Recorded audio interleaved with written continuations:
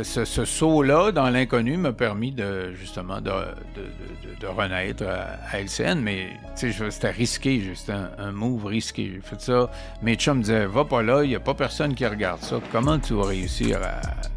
Ça marchera pas. C'était des machines à imprimer de l'argent il y a 20 ans sur la télévision. Puis, donc, il était assis là, puis il voyait arriver ce nouveau phénomène-là, mais ils n'ont pas pensé que ça allait prendre tant d'ampleur que ça. Ça te dérangerait-tu que je fasse un condensé de tout ce qui est écrit dans ton livre, puis je fasse ça dans un 15 secondes, là? Puis là, ils vont tous rire, puis ils vont tous dire que je suis un imbécile, puis je suis un innocent, puis ça va être juste drôle. Ils comprendront pas. Peut-être dans quelques années, ils comprendront que c'est à un autre degré. Ouais. Alors, je l'ai fait. On arrive le lundi matin à la station, puis c'est un talk, là. C'est un job où il faut que je parle. Puis je suis pas capable de parler.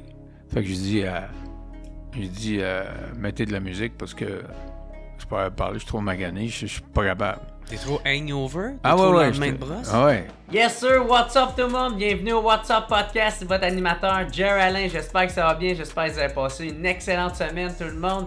Juste avant de commencer le podcast, j'aimerais dire encore une fois un gros merci à mes commanditaires, les cafetières Bellucci. Si vous voulez commencer bien la journée, la meilleure façon de le faire, c'est avec un excellent café. Puis pour avoir un excellent café, il vous faut la meilleure cafetière et j'ai nommé les cafetières Bellucci. Si vous êtes tanné de vous casser la tête à tout le temps, vous rachetez puis vous rachetez tout le temps des cafetières de marde qui finit tout le temps par casser, ben là, achetez-vous la top qualité et c'est les cafetières Bellucci.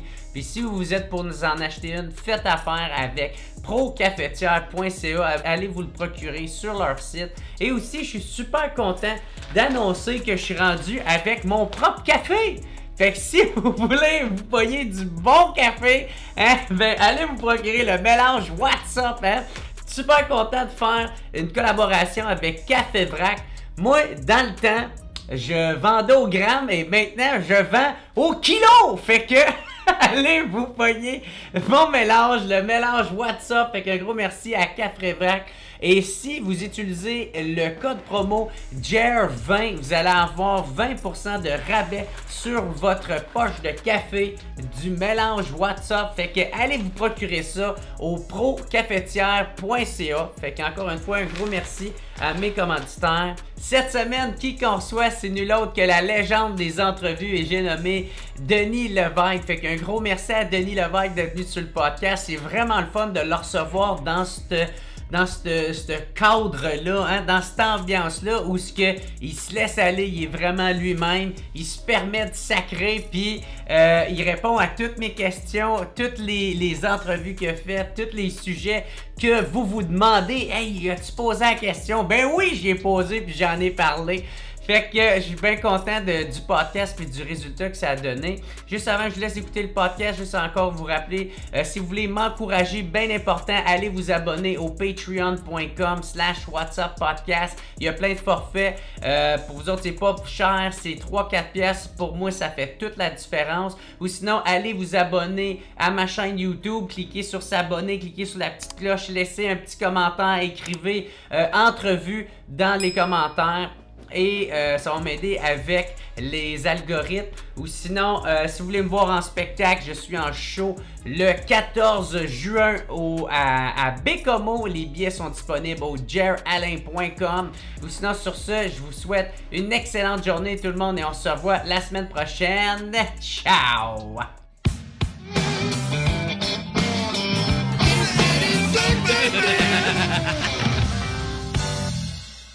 Fait que, what's up tout le monde, bienvenue au What's Up Podcast. J'aimerais commencer en disant un gros merci à mon commanditaire procafetière.ca. Aujourd'hui, je suis très content de le recevoir. Il a passé 16 ans à l'antenne à TVA. Il y a plus de 10 000 entrevues derrière la cravate. Denis Lévesque, bonjour. Salut. 10 000, ça c'est juste pendant les 16 ans à TVA, mais ça fait 40 ans que je travaille. J'en ai fait peut-être 20-25 000, je sais pas. Là. Ah ouais? Ah ouais. Ben, ça m'étonnerait pas. Colin, en tout cas, je suis super content de t'avoir. Puis là, t'as pris ta retraite de TVA, mais t'as pas pris ta retraite d'entrevue parce que t'es rendu avec une chaîne 9 millions où tu fais ton propre show à toi. Ouais, mais absolument. Là, sur le web, fait que C'est quoi ce projet-là? Ben, en fait, quand j'ai arrêté l'émission, je savais pas ce que j'allais faire, mais je savais que j'étais tanné de faire l'émission. Ça, c'était sûr. Là, j'avais fait le tour de, pas tellement les sujets, mais des émotions que tu peux vivre dans un cadre particulier. Là, j'avais eu bien des invités que j'avais aimés, puis je les revois dans mon podcast, puis je trouve ça le fun, mais la télévision, c'est une formule rigide, serrée. Puis en plus de ça, les dernières années, on a parlé juste de COVID. Puis j'étais tanné de parler de COVID. Je trouvais ça... Nous autres, on disait qu'on était le spectre le plus large de la télévision. C'est-à-dire qu'on invitait n'importe qui. Gauche, droite, n'importe quoi. Tu veux dire ton show, ça? Mon show, là, je faisais... Tu sais, j'avais pas d'a priori, je faisais n'importe quoi. Je faisais ce que j'avais le goût de faire. Mais pendant la pandémie, à part la COVID, là, tu sais, nous autres, nos sujets, on les choisissait dans le journal. Il parlait juste de COVID. Ou notre service des nouvelles à nous autres, il parlait juste de COVID. Ou le monde qui nous écrivait pour nous donner des sujets. Ça, c'était la moitié de nos sujets, quasiment, les gens qui nous écrivaient. Ils nous écrivaient juste pour nous parler de COVID. Okay. Parce qu'il y avait juste ça, tu sais.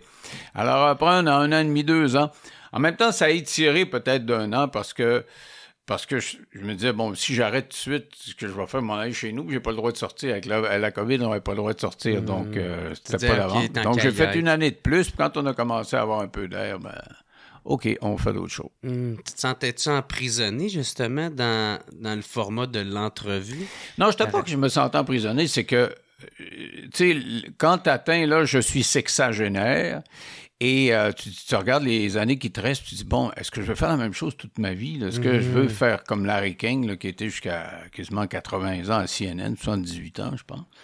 Est-ce que j'ai le goût de faire ça ou j'ai le goût d'essayer puis de changer ma routine puis de me challenger? Tu sais, j'ai toujours été comme ça dans la vie. Avant TVA, j'avais changé plusieurs fois pas de domaine, t'as toujours l'animation, mais à la radio, dans plusieurs postes de radio, j'ai fait le tour de tous les réseaux de télévision aussi. Et puis, je me dis, est-ce que je vais rester là jusqu'à ce que je sois en marchette puis que ce soit fini? Ouais. Puis, c'est cette urgence-là, l'urgence du temps qui te reste, là, qui dit, on essaye des affaires. Puis c'est ça, t'aimais pas ça, de t'imaginer de te voir comme Larry King à 80 ans. Non, c'était pas que je m'imaginais, mais je me disais, c'est 15 ans encore, là. Mettons qu'il me reste 15 ans, là, que si je reste ici, il y a plein d'autres choses que j'aurais pas faites. C'est tu comprends? ça, c'est des choses que j'aurais manqué. C'est pas tellement que je m'ennuyais, mais j'aurais pas pu faire un certain nombre de choses, comme lancer un podcast. Là. Moi, je m'étais jamais lancé en affaires. Je savais pas c'était quoi. Puis, mais c'était pas le but. Au début, j'avais aucune idée que j'allais faire ça. Tu sais, j'ai fait l'année d'après, j'ai fait 25 entrevues pour LCN, pour souligner les 25 ans de LCN. C'était assez anonyme, ils n'ont pas fait beaucoup de publicité là-dessus. Tu sais, c'était plus de la production interne pour le public habitué de LCN. Pour moi, c'était une façon d'atterrir tranquillement et me demander ce que j'allais faire. Puis c'est ma fille qui m'a pas mal tiré vers le podcast. Elle en regardait pas mal. Elle m'en a montré quelques-unes. Puis j'ai renoué avec l'ancien vice-président de TVA, Serge Fortin, qui, lui, en regardait beaucoup. Il m'a donné des références. Donc, j'en ai regardé pas mal aux États-Unis, puis ici. Et je me suis dit, ouais, c'est vrai, c'est le fun. C'est un nouveau ton, c'est une nouvelle... juste le temps d'avoir le temps de faire des choses, de ne pas avoir personne qui te parle dans l'oreille. Mais plus que ça, d'avoir la liberté d'avoir ton entreprise à toi. Et comme j'avais fait un documentaire sur Jean Lapierre, j'ai beaucoup aimé faire le sujet parce que j'aimais beaucoup Jean, donc je l'ai fait pour ça. Mais l'exercice du documentaire, c'est tout monté. Là, toi, tu fais des entrevues qui durent, je sais pas, au moins 2 heures, puis tu gardes 40 secondes ici, puis 30 secondes là. Je trouvais ça plus frustrant qu'autre chose. C'est pas un intervieweur qui est habitué de jaser avec le monde. Je trouvais ça frustrant qu'on garde juste des petites secondes ici et là. Donc, refaire des entrevues de fond, puis le faire dans un cadre indépendant, moi le boss, moi le propriétaire de l'affaire, moi le développeur, parce que si ça avait été juste mon podcast, je l'aurais pas fait non plus. Il fallait que tu sois associé avec quelqu'un. Oui, mais là, tu vois, on en a parti un de sport, ça s'appelle Stanley 25, puis ça marche très, très bien. Vraiment, ça marche super bien. On va en partir un de croissance personnelle avec Marc Dumaine dans 2 semaines. Je suis persuadé que ça va marcher très bien. T'sais, on va faire des spécialisés autour de 9 millions. C'est comme ça que ça s'appelle, la compagnie qu'on a formée. Puis moi, quand je vais arrêter, Tu sais, là, je produis pas mal, mais je vais slacker. Je n'ai pas l'intention de faire ça.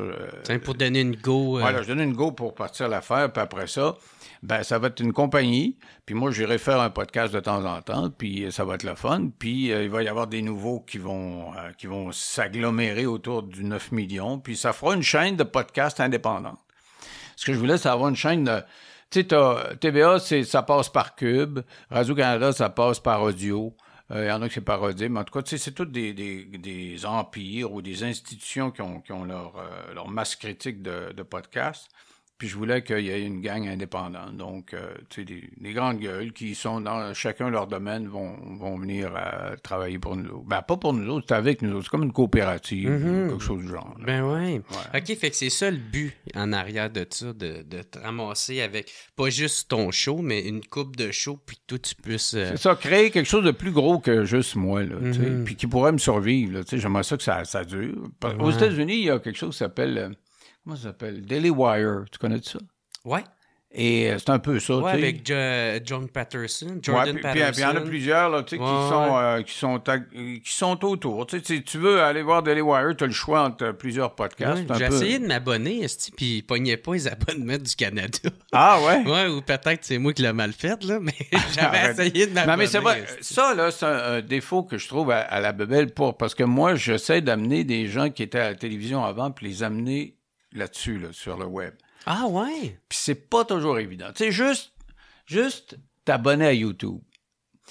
Avant de t'abonner à YouTube, tu rentrais là, puis tu faisais juste embarquer ton nom, puis t'avais avec ton adresse de courriel, puis tu pouvais être abonné, puis dire que tu suivais, tu sais, tel... Ouais, tu peux te créer un compte, puis juste un Gmail. Ouais, mais là, il faut que tu ailles dans le Gmail. Là. C'est un petit peu plus compliqué. Ça, c'est juste cette époque, cette step-là de plus. Là. Tu sais, avant, t'arrivais, t'étais abonné YouTube, et tu t'abonnais à des podcasts en payant sur le piton d'abonnement. Là, il faut que tu remplisses une petite formule, et dire hey, moi, il faut que je sois Gmail. Puis moi, Gmail, il m'écoeure. J'haïs ça quand il me pop dans mon téléphone tout le temps. Ils veulent vraiment... Je les trouve trop agressifs. Je ne l'ai jamais embarqué dans leur affaire. Je les trouve trop agressifs. Et, mais tu sais, t'es la madame là, qui n'est pas habituée d'être là-dessus. Puis elle dit, OK, là, j'ai finalement trouvé c'est YouTube. Puis là, je vais m'abonner. Tu payes sur abonner. Là, tu tombes en affaire, il faut que tu t'abonnes à Gmail. Sacrement. Là, tu vois juste ça, puis tu dis, oh, de la merde. Mais ça, je dis, il y a plein de gens qui font ça. La preuve, c'est qu'on a, mettons qu'on a 50 000 vues, puis on est rendu à 9 000 abonnés. Là, c'est que ça sort. Puis les gens, ils prennent pas la peine. Alors qu'autrefois, comme c'était pas compliqué, t'avais une étape. Là, t'as deux étapes. Avant, t'avais une étape. Là, t'en as deux. Juste ça. Même nous autres, on s'est abonnés à...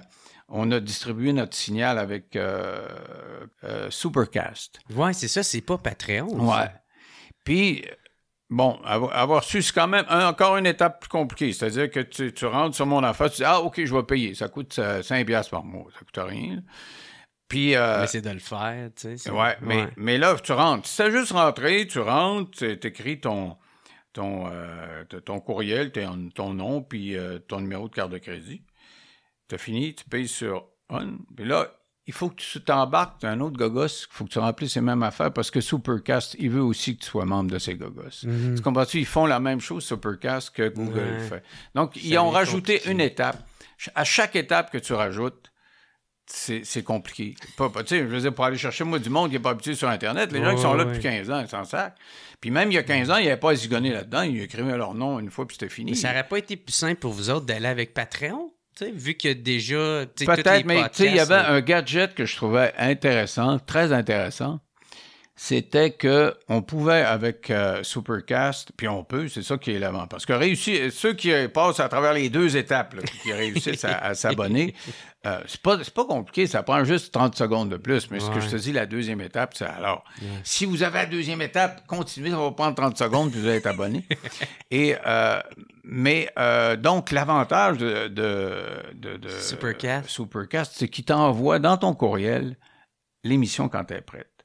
Donc, au lieu d'aller au dépanneur pour aller acheter ton journal, on t'envoie le journal à ta maison. Tu comprends? Donc, tu n'as pas besoin de dire « Ah, je vais aller sur Patreon. Aujourd'hui, je vais aller voir c'est ce qu'il dit. » Ça t'arrive dans le courriel. Tu l'as dans le courriel. Sur Patreon aussi, ça a fait ça. Ah ouais? Ouais. Arrête donc. Mauditement, en avoir su. Je vais pas te péter ta bulle. Ah ouais, mais là, tu me la pètes solide. Ah, ils font ça aussi? Oui. Ah ouais. En tout cas, moi, j'ai reçu des courriels. Là, Non, mais des newsletters, mais je te parle de l'émission. Ils fournissent l'émission aussi? Peut-être d'abord, je comprends pas ce que tu dis. Mais, Parce que moi, là, mettons, j'enregistre un show, là. Mm-hmm. Au lieu que tu viennes le voir toi-même sur la plateforme, moi, je t'envoie dans ton courriel. Tu ouvres ton courriel, tu payes sur le Python, puis tu l'as. Tu n'as pas besoin d'aller sur la plateforme. Tu l'as de ton courriel. Ouais, ça fait ça, mais version audio, je sais qu'ils font ça. Ouais, OK, je pense que c'est ça. Parce qu'il me semble qu'on a magasiné, puis c'était le seul qui faisait ça avec des images. OK. Mais avec, j'oublie, tu as dit de quoi qui me, je trouve intéressant. Tu essaies d'aller approcher d'autres vedettes pour venir sur ton show ou leur parler du format web ou non, c'est d'autres abonnés. Ce que je veux dire, moi, pendant des années, j'avais 2 millions de spectateurs, téléspectateurs par semaine. Ah, OK, des convaincre à venir. Donc, si je réussissais à convaincre, je sais pas, 0,01% de venir, juste 20 000 personnes à venir, là, mais il faut pas que ça soit compliqué, là, parce que moi, je me promène sur la rue, tout le monde me dit « Hey, vous êtes rendu où? Qu'est-ce que vous faites? » mais c'est tough. On pense tout le temps que les gens le savent, mais ils le savent pas. C'est pas. C'est ça. Puis tu sais, on peut pas dire que j'ai eu une couverture extraordinaire. Tu sais, mettons, Québécois, je deviens un peu leur concurrent par la force des choses ou des choses du genre. C'est bon. Mais je trouve ça plate, par exemple. Excuse de te couper, mais je trouve ça plate que TVA, on dirait qu'ils ont comme pas suivi la tendance de qu'est-ce qui s'en vient, tu sais, comme le web, ça prend beaucoup de place. Tu sais, moi, je trouve ça tellement triste qu'il n'y a pas un YouTube québécois. Ouais, moi aussi. J'aurais vraiment aimé qu'il y ait comme il devrait y avoir un Netflix québécois. Ouais. Mais il y a tellement de compétition entre chacun des empires que ça marche pas.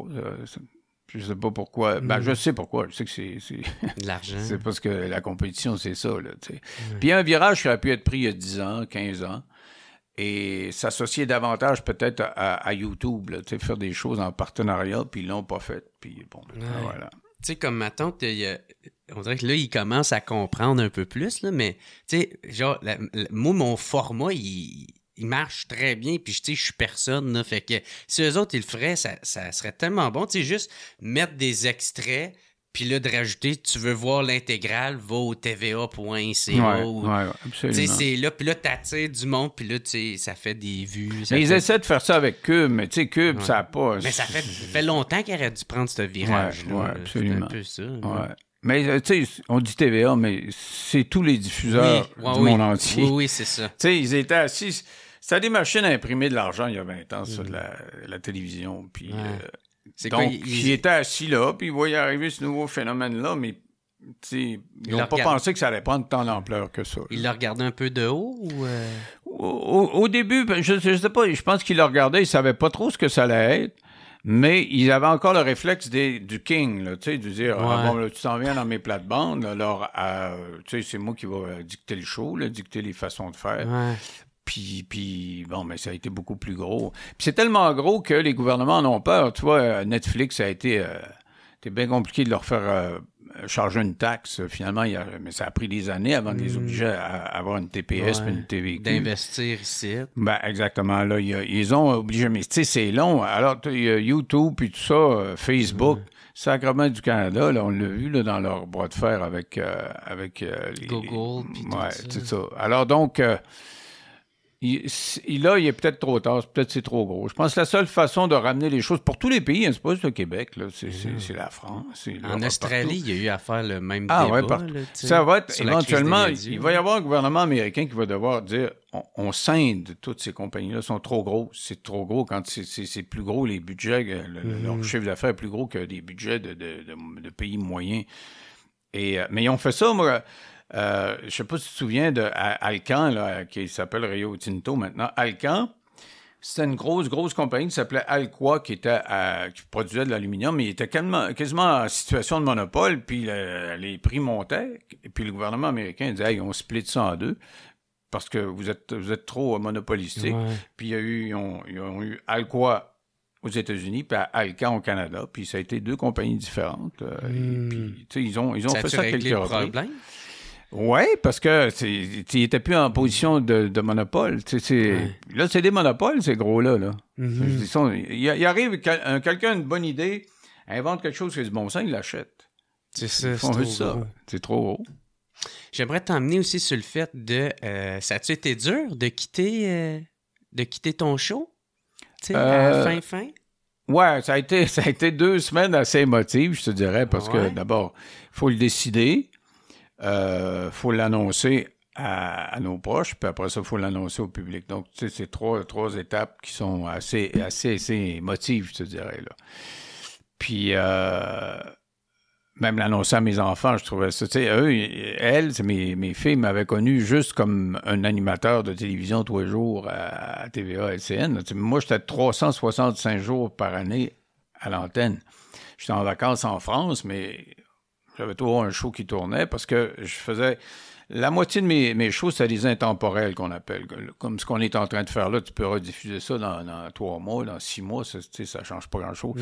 C'est pas de l'actualité, c'est pas « Hey, aujourd'hui, monsieur Untel s'est fait tuer ». Donc, c'est celle d'actualité, on pouvait pas les repasser. Mais tout ce qui était intemporel, une entrevue avec un artiste ou avec un politicien, une entrevue de fond, ça, on pouvait leur diffuser l'été, à Noël, tout le temps. Donc, j'étais tout le temps en ondes. Et puis, annoncer à mes enfants que j'allais arrêter. C'est moi qui me... Eux autres, pour eux autres, c'était...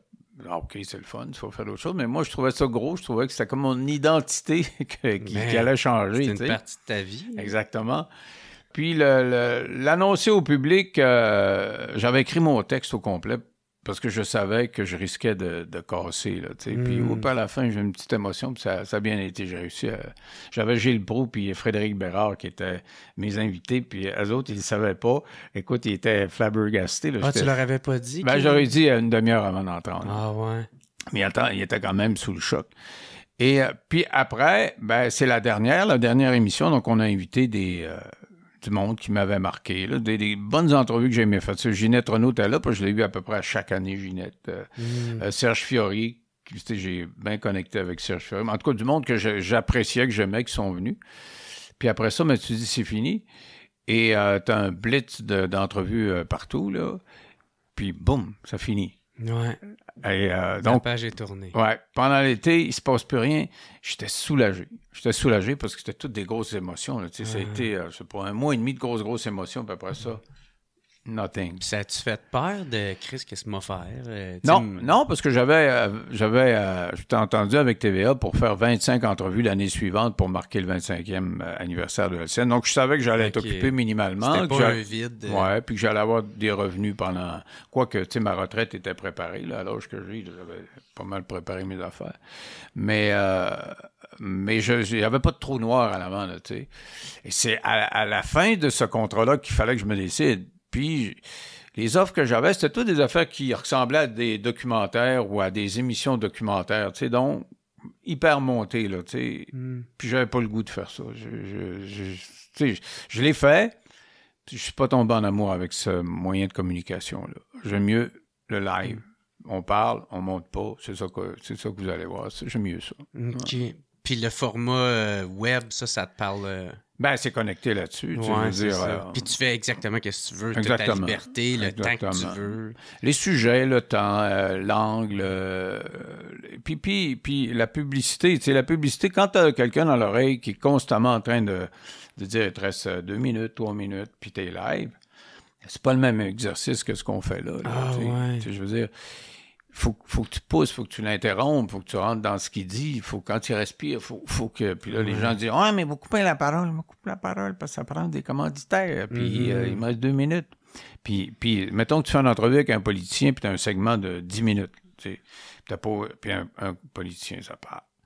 Et là, tu laisses parler 5 minutes, puis il te reste 5 sujets à couvrir, tu dis, je n'aurai jamais le temps. Ah, c'est pas ça, Alors, faut que tu le le coupes, puis tu y ailles exactement, parce que lui, il va...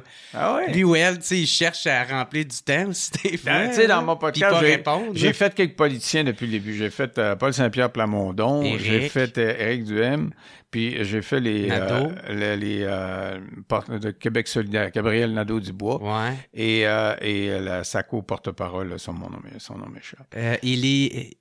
Émilise. Émilie, c'est ça. Et ça, tu l'as, Émilie. Tu as dit, moi, tous les noms qui ont 3 noms, je les oublie. Ah ouais. Les noms de vedettes américaines qui ont 3 noms, tu sais, Billy, Jolie, Thornton, 3 noms, j'oublie ça. Alors, quand on me présente quelqu'un qui a 3 noms, c'est comme si mon cerveau disait, no way, ça marche. Vous vous souvenez des 2 premiers, puis ils finiront le reste.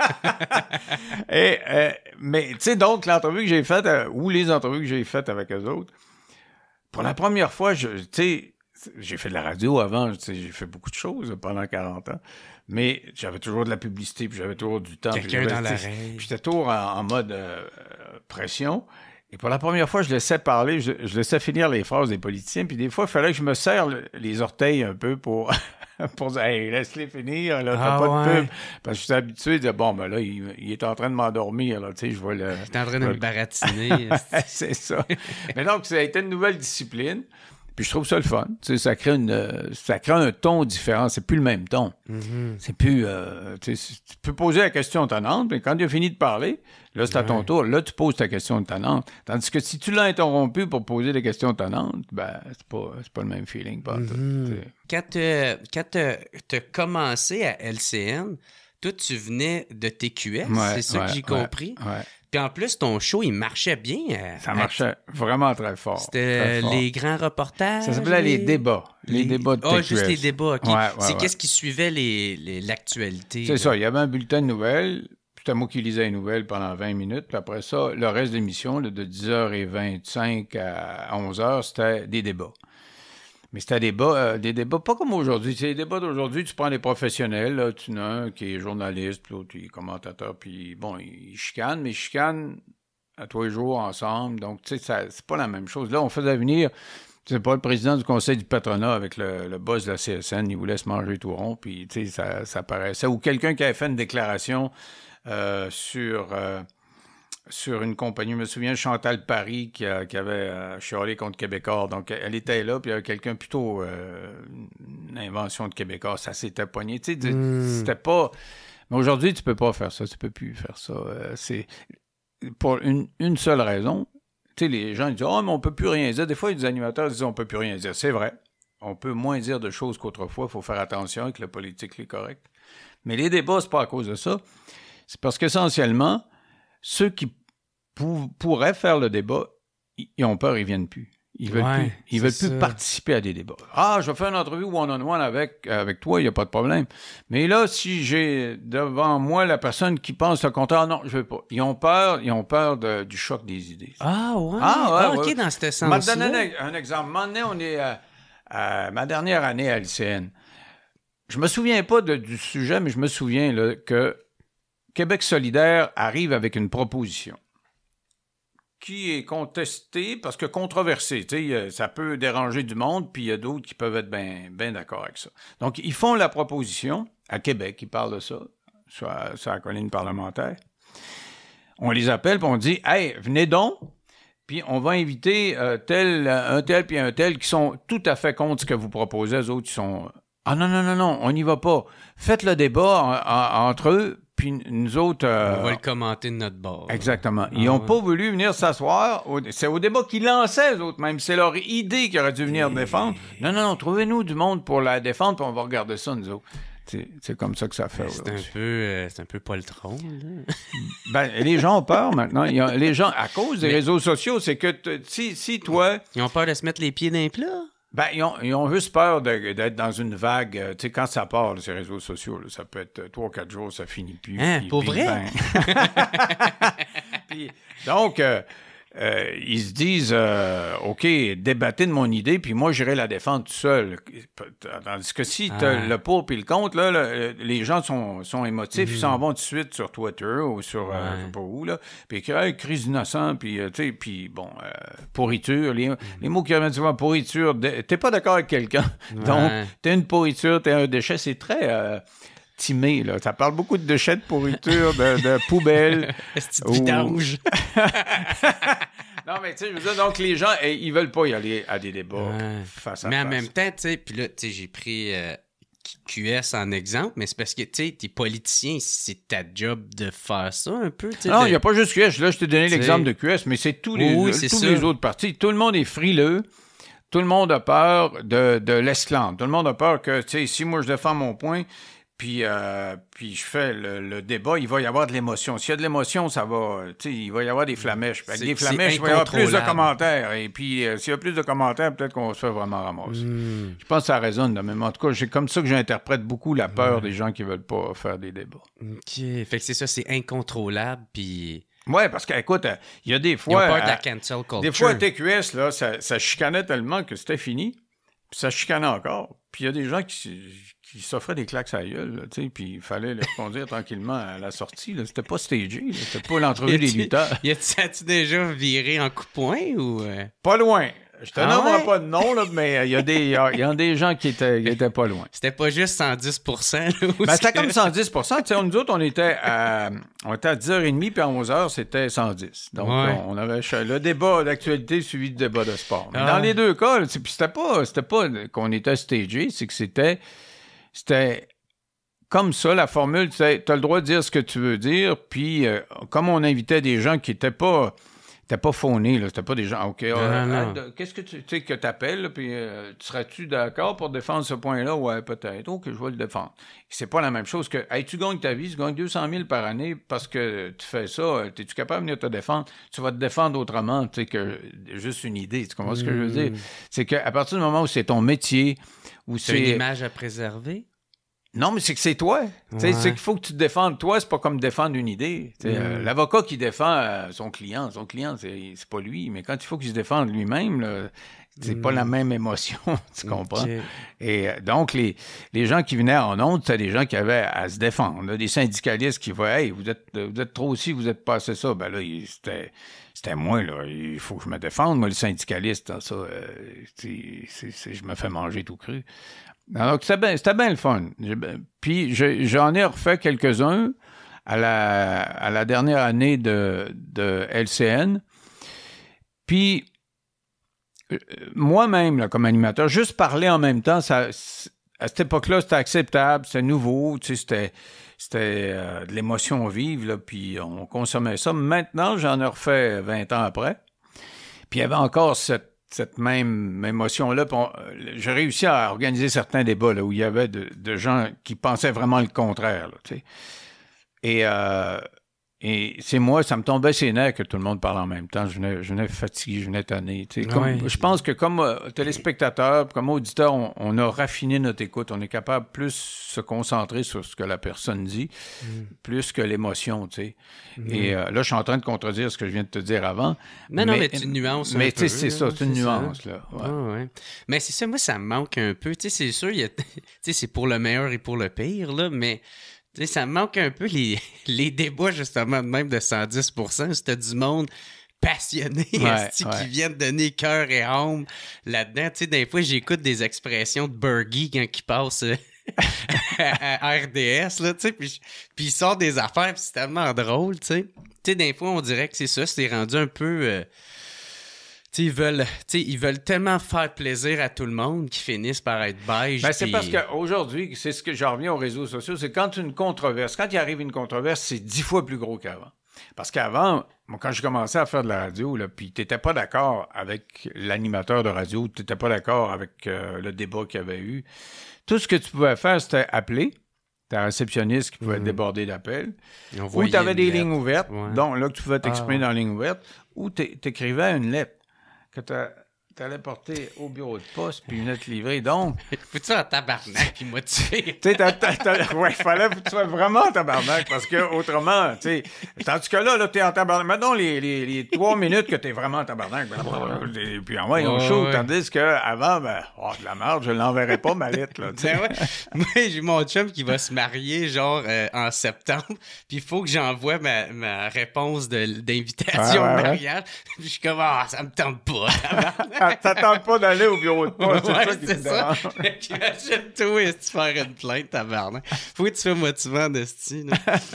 Puis là, c'est ça, tu sais, tu disais, 10 000 entrevues, là. Puis tu disais aussi que ça a été fait, tu sais, sans orchestre, sans public, sans même caméraman. Ouais. Par bout. C'était puis pas cher. Ben, c'est ça, on était le talk show de TVA. Écoute, on avait 3 diffusions dans la journée. Donc, à 19h, on était à l'émission de LCN. Longtemps, c'était à l'émission phare. Puis là, maintenant qu'il y a des émissions le jour, là, il y a plus d'informations le jour, donc ça prend plus le jour. Mais donc, on était à 19h à LCN. On était en répétition à 21h. Ça marchait toujours un peu moins à 21h, mais on avait 19h et 21h qui tiraient bien leur épingle du jeu, comme on dit en sport. Puis on avait à 10h30 TVA, mais à 10h30, on était un talk show. On prenait la place d'un talk show. Donc, quand je demandais à mes patrons, qu'est-ce que vous voulez, là? Vous voulez du rating? Parce que si je parle trop de nouvelles à LCN, ça va marcher, mais ça ne marchera pas à TVA. Je vous le dis, ça ne marchera pas à TVA. On le faisait.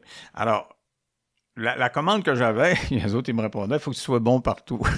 Mais j'avais 5 x 3, 15, 16, 17, 18, 19, 20, 21, 22. J'avais 22 diffusions dans la semaine.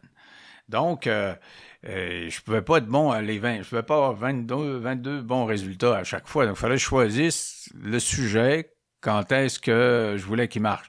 Alors, si je faisais venir une grosse vedette comme Ginette Renault, c'est pas pareil parce que les gens l'aiment tellement qu'ils vont l'écouter peu importe la plateforme. Mais tu sais, quelqu'un, je sais pas moi, un artiste, ça faisait un bon talk show pour 10h30 à TVA, mais pour LCN à 19h, c'était moins payant parce que c'était plus des gens qui voulaient avoir des nouvelles ou des débats ou des choses du genre. Donc, à chaque jour, on planifiait notre affaire. On disait, OK, aujourd'hui, on met la priorité sur LCN, ça va être plus newsy, là. Il va y avoir plus de news, plus de nouvelles. Puis demain, on a, je sais pas, moi, on a un artiste ou on a un débat de société style Oprah Winfrey. Ça va marcher à TVA. Donc, tu sais, on s'organisait pour avoir un équilibre pour que ça fonctionne autant à LCN qu'à TVA. Puis on a fait ça pendant 16 ans. Fait que c'est comme si tu faisais 2 shows, genre? Ben oui. Parce que, tu sais, le consommateur du 22h30, lui, il est dans son lit, puis il regarde les nouvelles, puis après ça, ça c'est moi, entertain-moi, là. Fait, tu sais, alors, on était, au lieu d'avoir un talk show style David Letterman ou style Rick Salvaez qui faisait, ou Julie Snyder, ces affaires-là, c'était un talk show. Des fois, on va parler de nouvelles, mais on va vous en donner aussi du talk entertainment. Puis, les gens qui n'ont pas compris que je servais ces deux maîtres-là, là, LCN puis TVA, ont jamais compris que quand je faisais des jokes ou quand je faisais des entrevues juste pour rire, pour niaiser, que c'était à ce moment-là pour TVA. Tu sais, je faisais cette émission-là avec l'idée que ça me prend du rating à 10h30 à TVA. Tandis que si je parlais des résultats des élections, c'était pour avoir des ratings à LCN, je savais que j'en aurais pas le soir à TVA. Donc, ce soir-là, on disait à TVA, j'en aurais pas. C'était deux publics qui se mélangeaient pas. Ouais. Là, même des fois, ça marchait partout. Ouais. Quand tu sais, je sais pas, moi, si je fais une entrevue avec le Doc Mayou, puis ça a brassé, j'ai fait des entrevues qui ont brassé pas mal avec le Doc. Puis donc, ça devient le talk of the town. Les gens, à 19h, le regardent, puis à 21h, puis ils le regardent aussi à TVA, même si c'est pas de l'entertainment, puis c'est pas de l'artistique, du culturel, puis un petit peu plus léger. Ils le regardaient parce que c'était un événement, là. Il se passe, c'était un on the box, là, tu sais. Alors, c'était... Des fois, ça faisait, des fois, ça faisait pas, mais nous autres, dans la planification, on disait, il y a un show pour TVA, pas un show pour LCN. Comment t'as pris la mort du Doc Mayou? Ben, ça m'a fait de la peine parce que je le connaissais. Ça faisait 25 ans, je pense que je le connaissais. Tu l'as reçu souvent aussi? Et oui. Mais souvent, je te dirais, jusqu'à il y a 4 ou 5 ans, là, c'était toujours des entrevues assez punchées parce qu'il s'était mis dans la misère, là, parce qu'il avait parlé contre les musulmans, les noirs, des affaires la même. C'est sûr qu'il s'assoyait là, puis il disait, voyons, puis bing bang. Mais en même temps, on le faisait en riant, dans le respect de ce qu'il était et de ce que j'étais. Donc, en ondes, ça donnait quelque chose de tendu, mais après, on le trouvait sympathique, puis on jasait une demi-heure, trois quarts d'heure. C'était pas fauné quand on était en ondes, mais c'était, moi, là, j'aime ça, mais j'aime pas la dimension que vous avez dans vos déclarations sur les musulmans ou sur les Noirs, ces affaires-là. Ça, j'aime pas ça. Puis donc, on arrivait en ondes, puis on le faisait, puis après ça, on restait quand même avec de bonnes relations.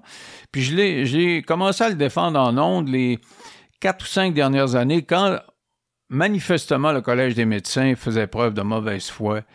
Et il y avait comme une vendetta contre lui pour toutes les déclarations qu'il avait faites antérieurement, mais sur des questions médicales. Alors que sur les questions médicales, son approche n'était pas la même que les autres psychiatres au Québec.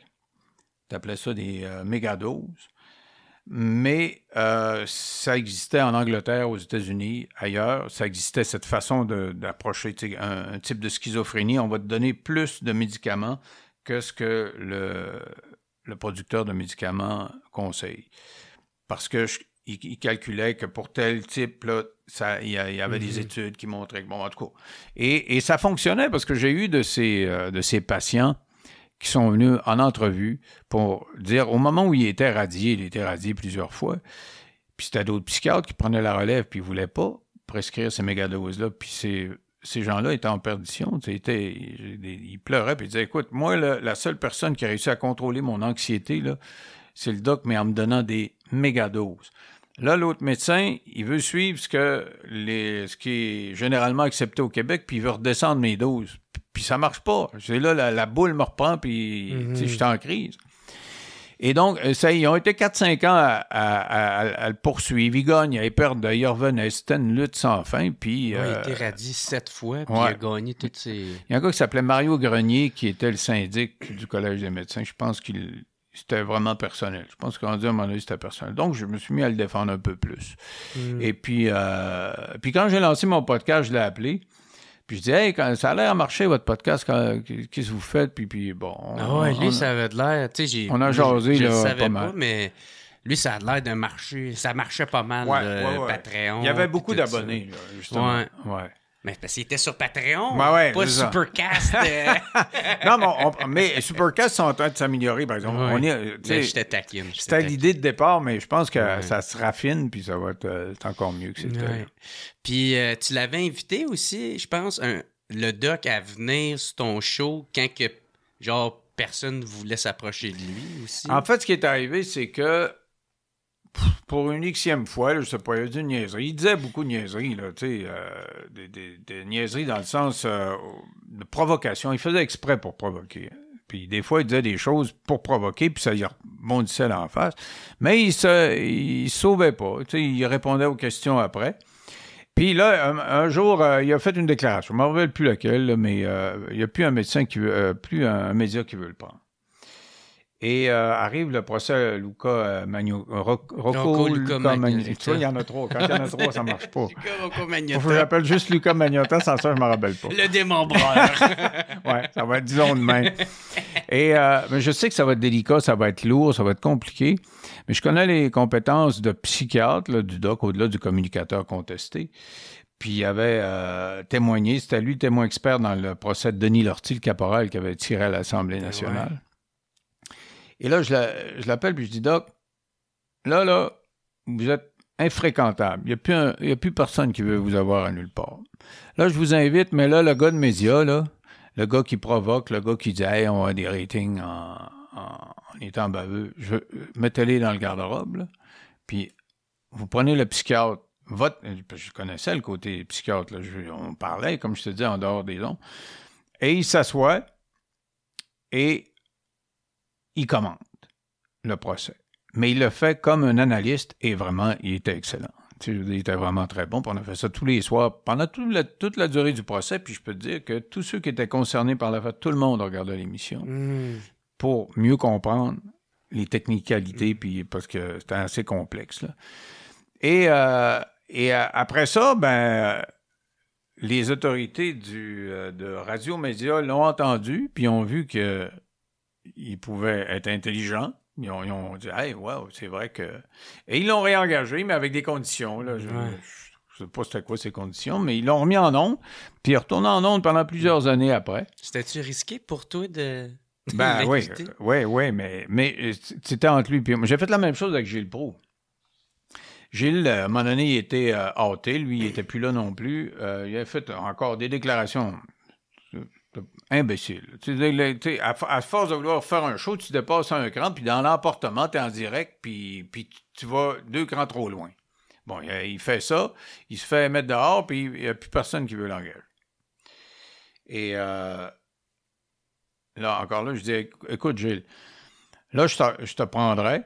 Mais je dis, il faut que je vende mon affaire à mes patrons quand même. Je dis à mes patrons, je vais leur prendre, mais c'est moi qui fais la police. Là. Puis, alors, on dit correct, ils m'ont fait confiance. Puis moi, je dis à Gilles, je te fais confiance. Là, tu viens, tu fais des commentaires. Tu as le droit de faire les commentaires que tu veux dans le sens où tu serais général. Tu fais pas de libelle contre personne, contre individu. Puis non plus que contre des groupes. Tu parles pas de groupes comme les groupes.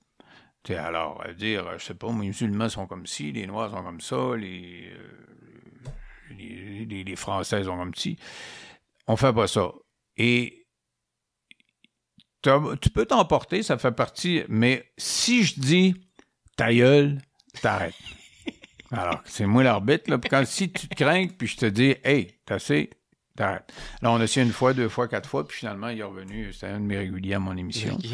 Puis ça lui a redonné une tribune, puis tu sais, je faisais pas ça pour autant dans le cas du Doc Mayou que de Gilles. Je savais que c'était des bons communicateurs, mais je savais que quand tu es un communicateur, le danger, c'est de prendre au sérieux l'image que tu as, de prendre trop au sérieux, je dirais, l'image que tu as. Parce que l'image qu'on a, c'est pas nécessairement nous autres. Tu sais, le Denis Lévesque que tu connais en regardant la télévision, c'est pas le père de famille, c'est pas l'ami, c'est pas le fils, c'est pas... Ouais. Tu connais une personne qui est payée pour que ça fonctionne, donc qui prend des stratégies pour que ça fonctionne. Gilles, c'est la même chose. Doc Mayou, André Arthur, name it, Arcan, n'importe qui, chacun a son personnage et décide des limites qu'il va fréquenter dans ses fonctions. Et je savais que dans les 2 cas, du Doc Mayou puis de Gilles, il avait dépassé la limite, mais qu'il était capable de ne pas la dépasser si c'était moi qui étais l'arbitre à côté. Si je disais, hey, that's it. Puis ça marchait.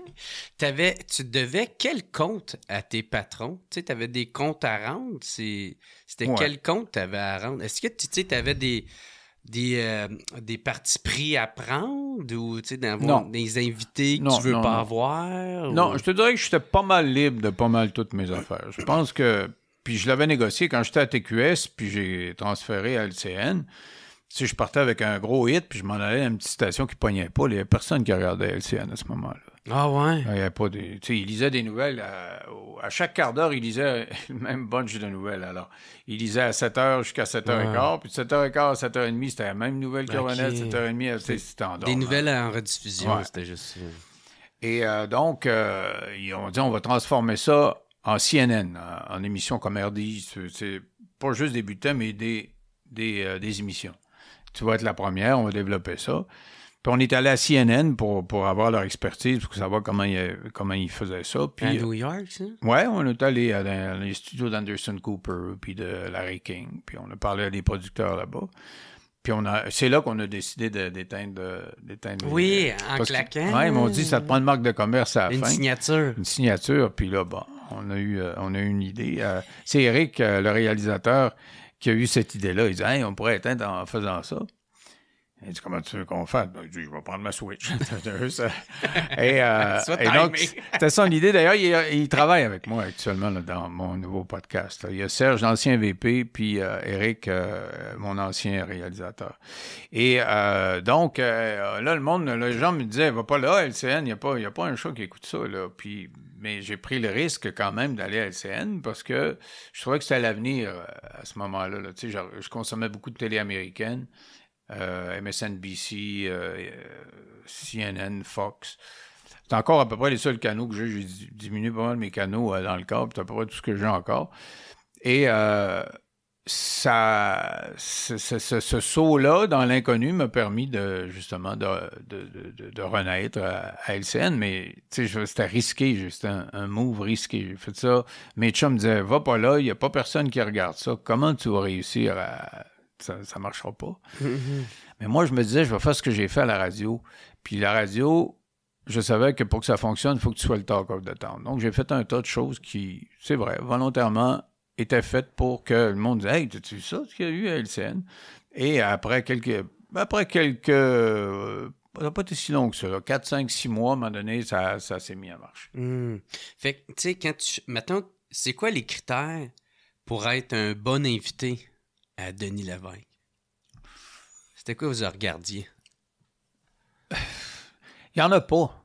Tu sais, un bon invité, là, c'est un invité qui je te dirais que quand on est à la CNN, ils m'ont demandé trouve un qualificatif pour définir ce que va être ton émission. Je disais surprising. I want to be surprising. Parce que je savais que pour devenir le sujet du lendemain, là, autour de la machine à café, quand tu étais à la radio, c'était d'être surprenant, d'arriver avec de dire des choses surprenantes, d'avoir des invités surprenants, d'avoir des angles surprenants, d'avoir des sujets surprenants, n'importe quoi.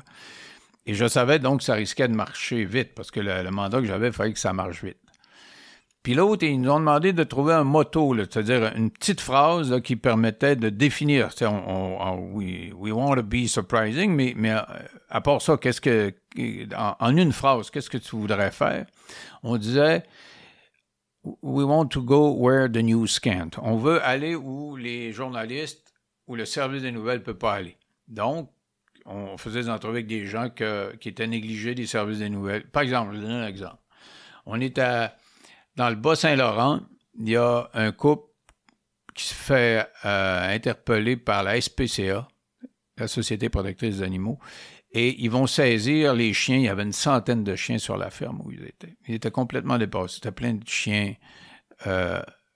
maigres, qui avaient l'air malades. Ah, c'était-tu une usine à chiots? Non, c'était pas une usine à chiots. C'était des gens qui aimaient les chiens puis qui en ont tellement pris qu'ils sont devenus dépassés, littéralement. Ah, OK. Mais des gens avec peu d'éducation et un peu démunis, si tu veux.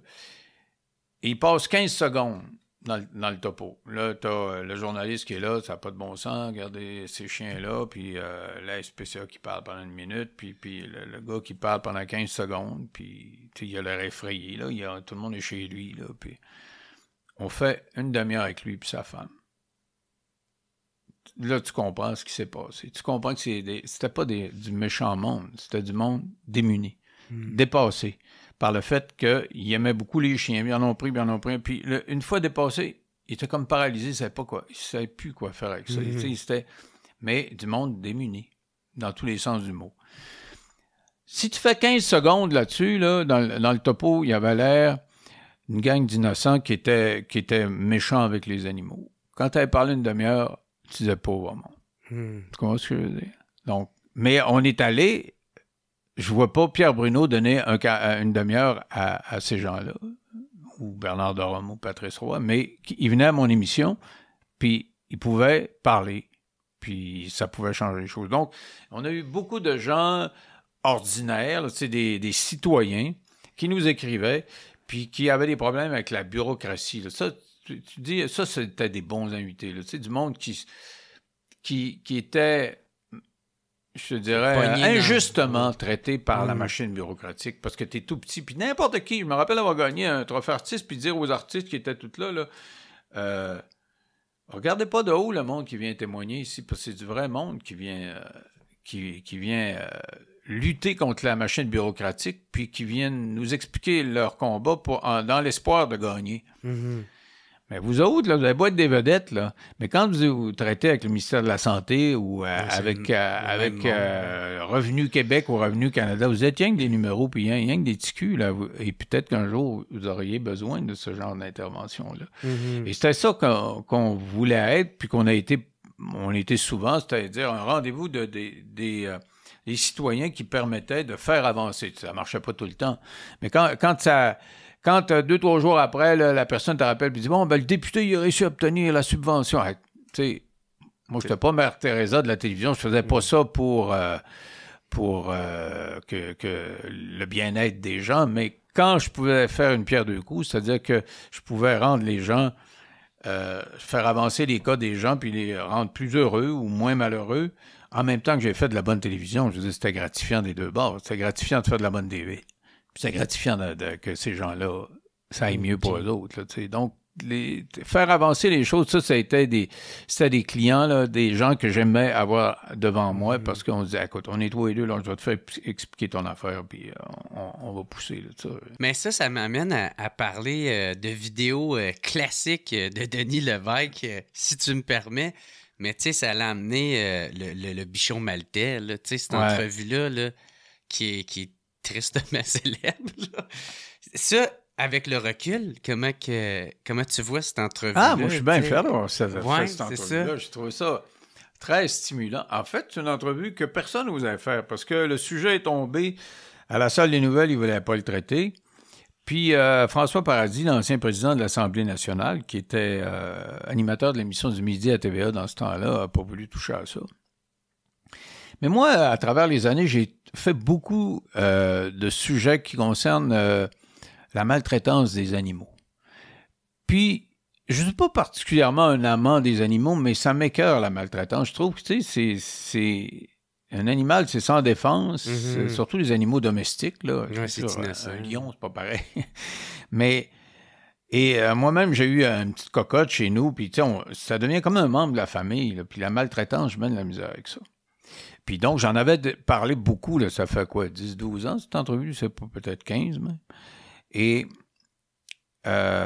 donc, j'avais parlé antérieurement beaucoup de maltraitance d'animaux. Et c'était la première fois que quelqu'un était condamné à la prison pour avoir maltraité un animal. Jamais, jamais. Puis à chaque fois que je faisais la maltraitance, j'avais un sujet, j'avais quelqu'un qui avait maltraité ou quelqu'un qui avait été témoin de ça, je finissais tout le temps en faisant un éditorial pendant que ça n'avait pas de bon sens, sacrément, que ça soit considéré comme des meubles, parce que dans la code civil, c'est considéré comme des meubles. Ouais. Il faudrait que ça soit considéré comme des êtres vivants, avec des émotions. Ça n'a pas de bon sens de faire du mal à des animaux. Je finissais toujours de même. Et là, quand je vois ça, que le gars, il est condamné à quelques fins de semaine de prison pour avoir, c'est sûr, que sodomisé avec un marteau, mais il n'y a rien de drôle là-dedans, là, je veux dire, le petit chien. C'était avec un marteau qu'il avait fait ça. Quelque chose du genre, là, un objet contondant. OK.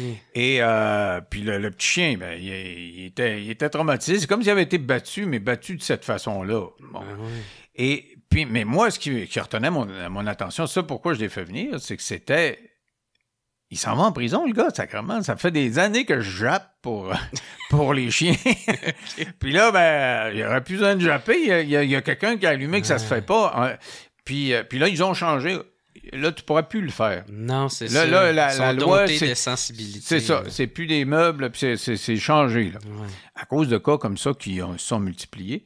Mais, donc, je l'ai fait venir. Ce qui a été psychotronique là-dedans, c'est que le réalisateur, bon, il s'est fait plaisir. Puis la madame a dit, je peux-tu avoir mon chien? Il dit, ouais, mettez le chien. Puis elle était avec le chien, puis il prenait quand on parlait de ça, il prenait des gros plans du chien. Alors, c'est sûr, quand elle a expliqué que c'était fait sodomiser, puis tu vois le petit chien...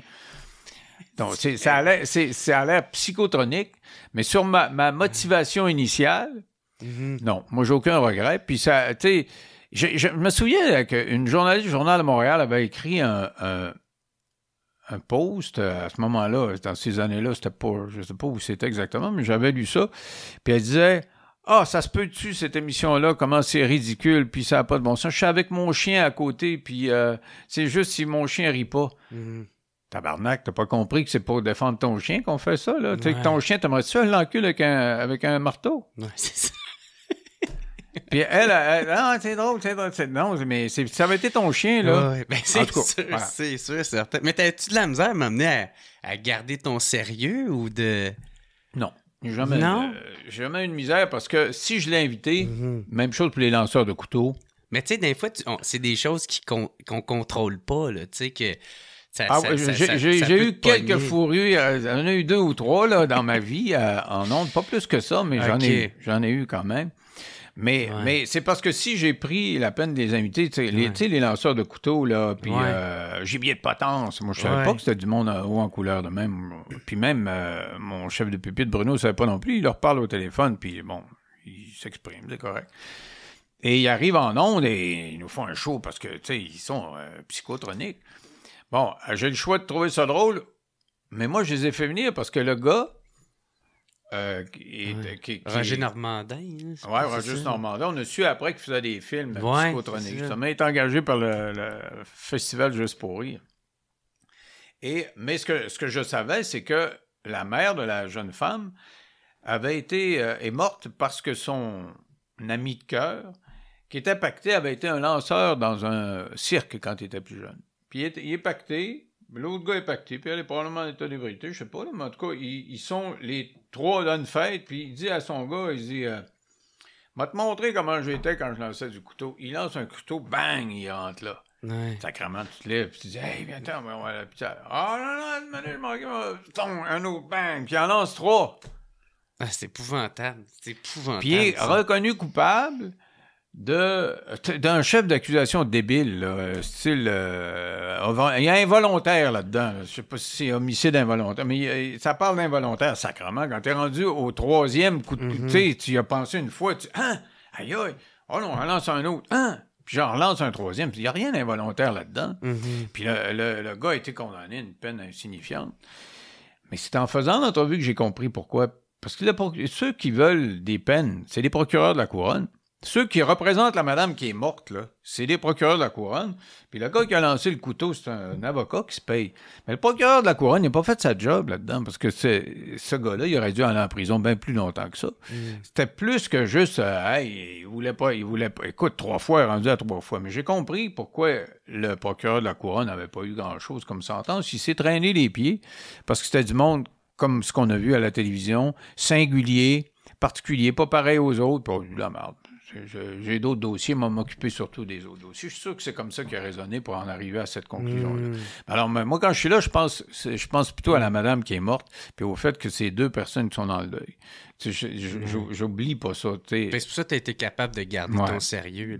Mais c'est parce que, c'est ça, c'est plate, parce que c'est tristement célèbre, parce que, moi, je me souviens, la femme, je l'ai réécoutée il n'y a pas tant longtemps, la femme, je pense, elle devait être tellement stressée qu'elle fixait la caméra. Là, nous autres, on regarde ça de l'extérieur, puis des fois, c'est... Non, mais j'en mec, c'est drôle, puis même moi, ça, je regarde, quand je sors de là, puis je regarde, je trouve ça, les bouts assez pétés, mais au moment où je le faisais, moi, j'étais stické à l'idée que, écoute, c'est des gens, pour moi, c'était des victimes qui étaient là.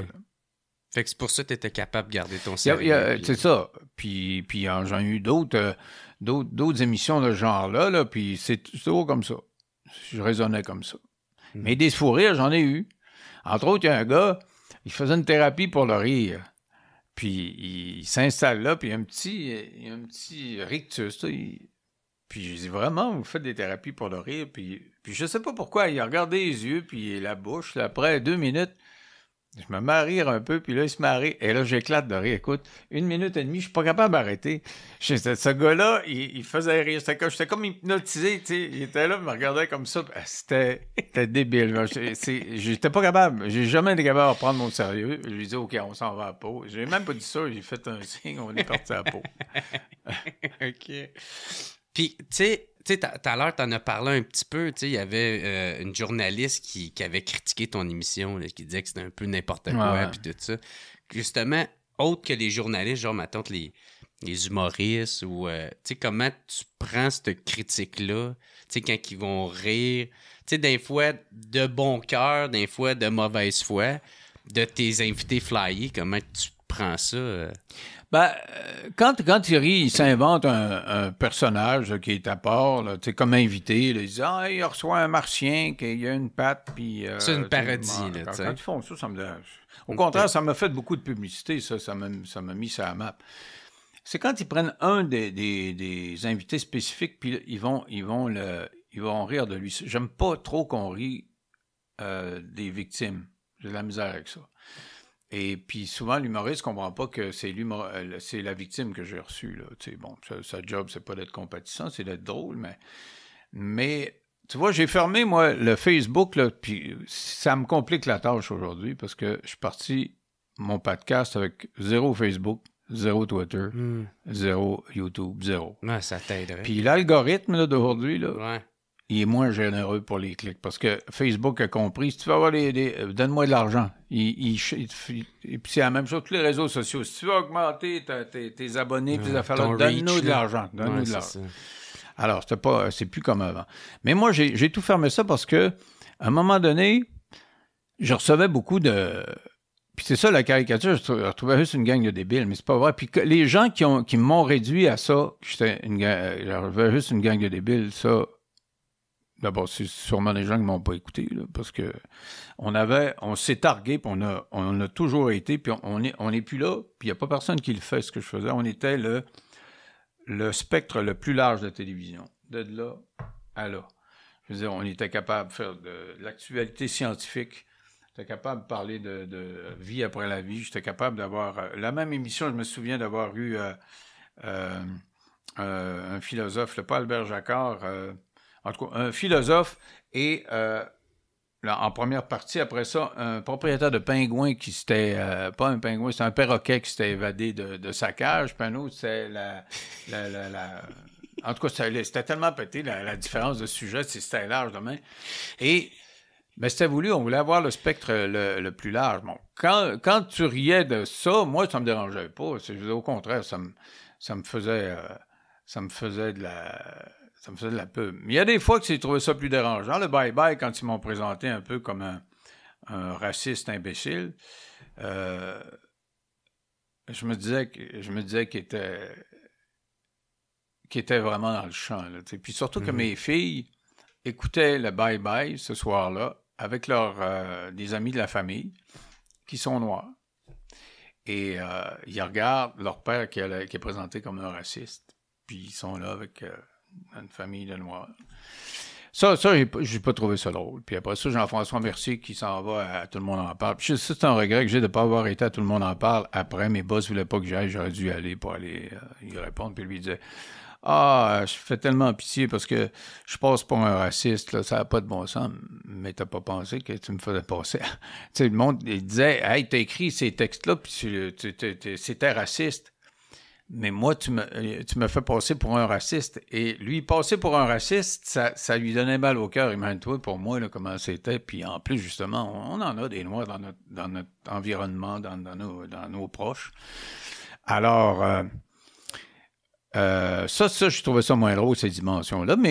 Mais par ailleurs, j'ai beaucoup fait preuve d'autodérision. Tu sais, je me suis beaucoup amusé. Puis comme je te dis, les gens qui n'ont pas compris que je faisais un show pour LCN... Puis, pour TVA en même temps, ils comprenaient pas l'affaire. Tu sais, quelqu'un qui voyait comme Bernard de Rome, puis Bernard de Rome qui se met à faire de la musique ou qui se met à faire des jokes de cul, tu sais, je veux dire, c'est impensable.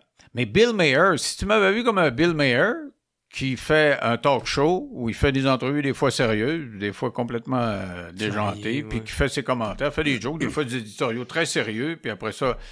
Ah, t'aurais peut-être... Mais le paradigme, c'était... Non, c'est quelqu'un qui fait une émission d'information sur un canal d'information, donc faudrait qu'il parle d'Afghanistan tout le temps. Et bon, c'était pas ça que j'étais. Et je savais qu'en étant différent, en faisant des choses différentes, j'allais être caricaturé, ça, c'est sûr. Fait que t'étais prêt à prendre une partie de te faire parodier ou de te faire ridiculiser parce que t'es bon joueur et t'es capable de d'autodérision. Ouais, mais des fois, ça allait trop loin. Puis j'ai ri d'eux autres, puis ils s'en sont pas rendus compte. Tu sais, la fameuse... Puis je viens de le refaire, là. Hey, puis il n'y a pas de monde... On va me faire une plug.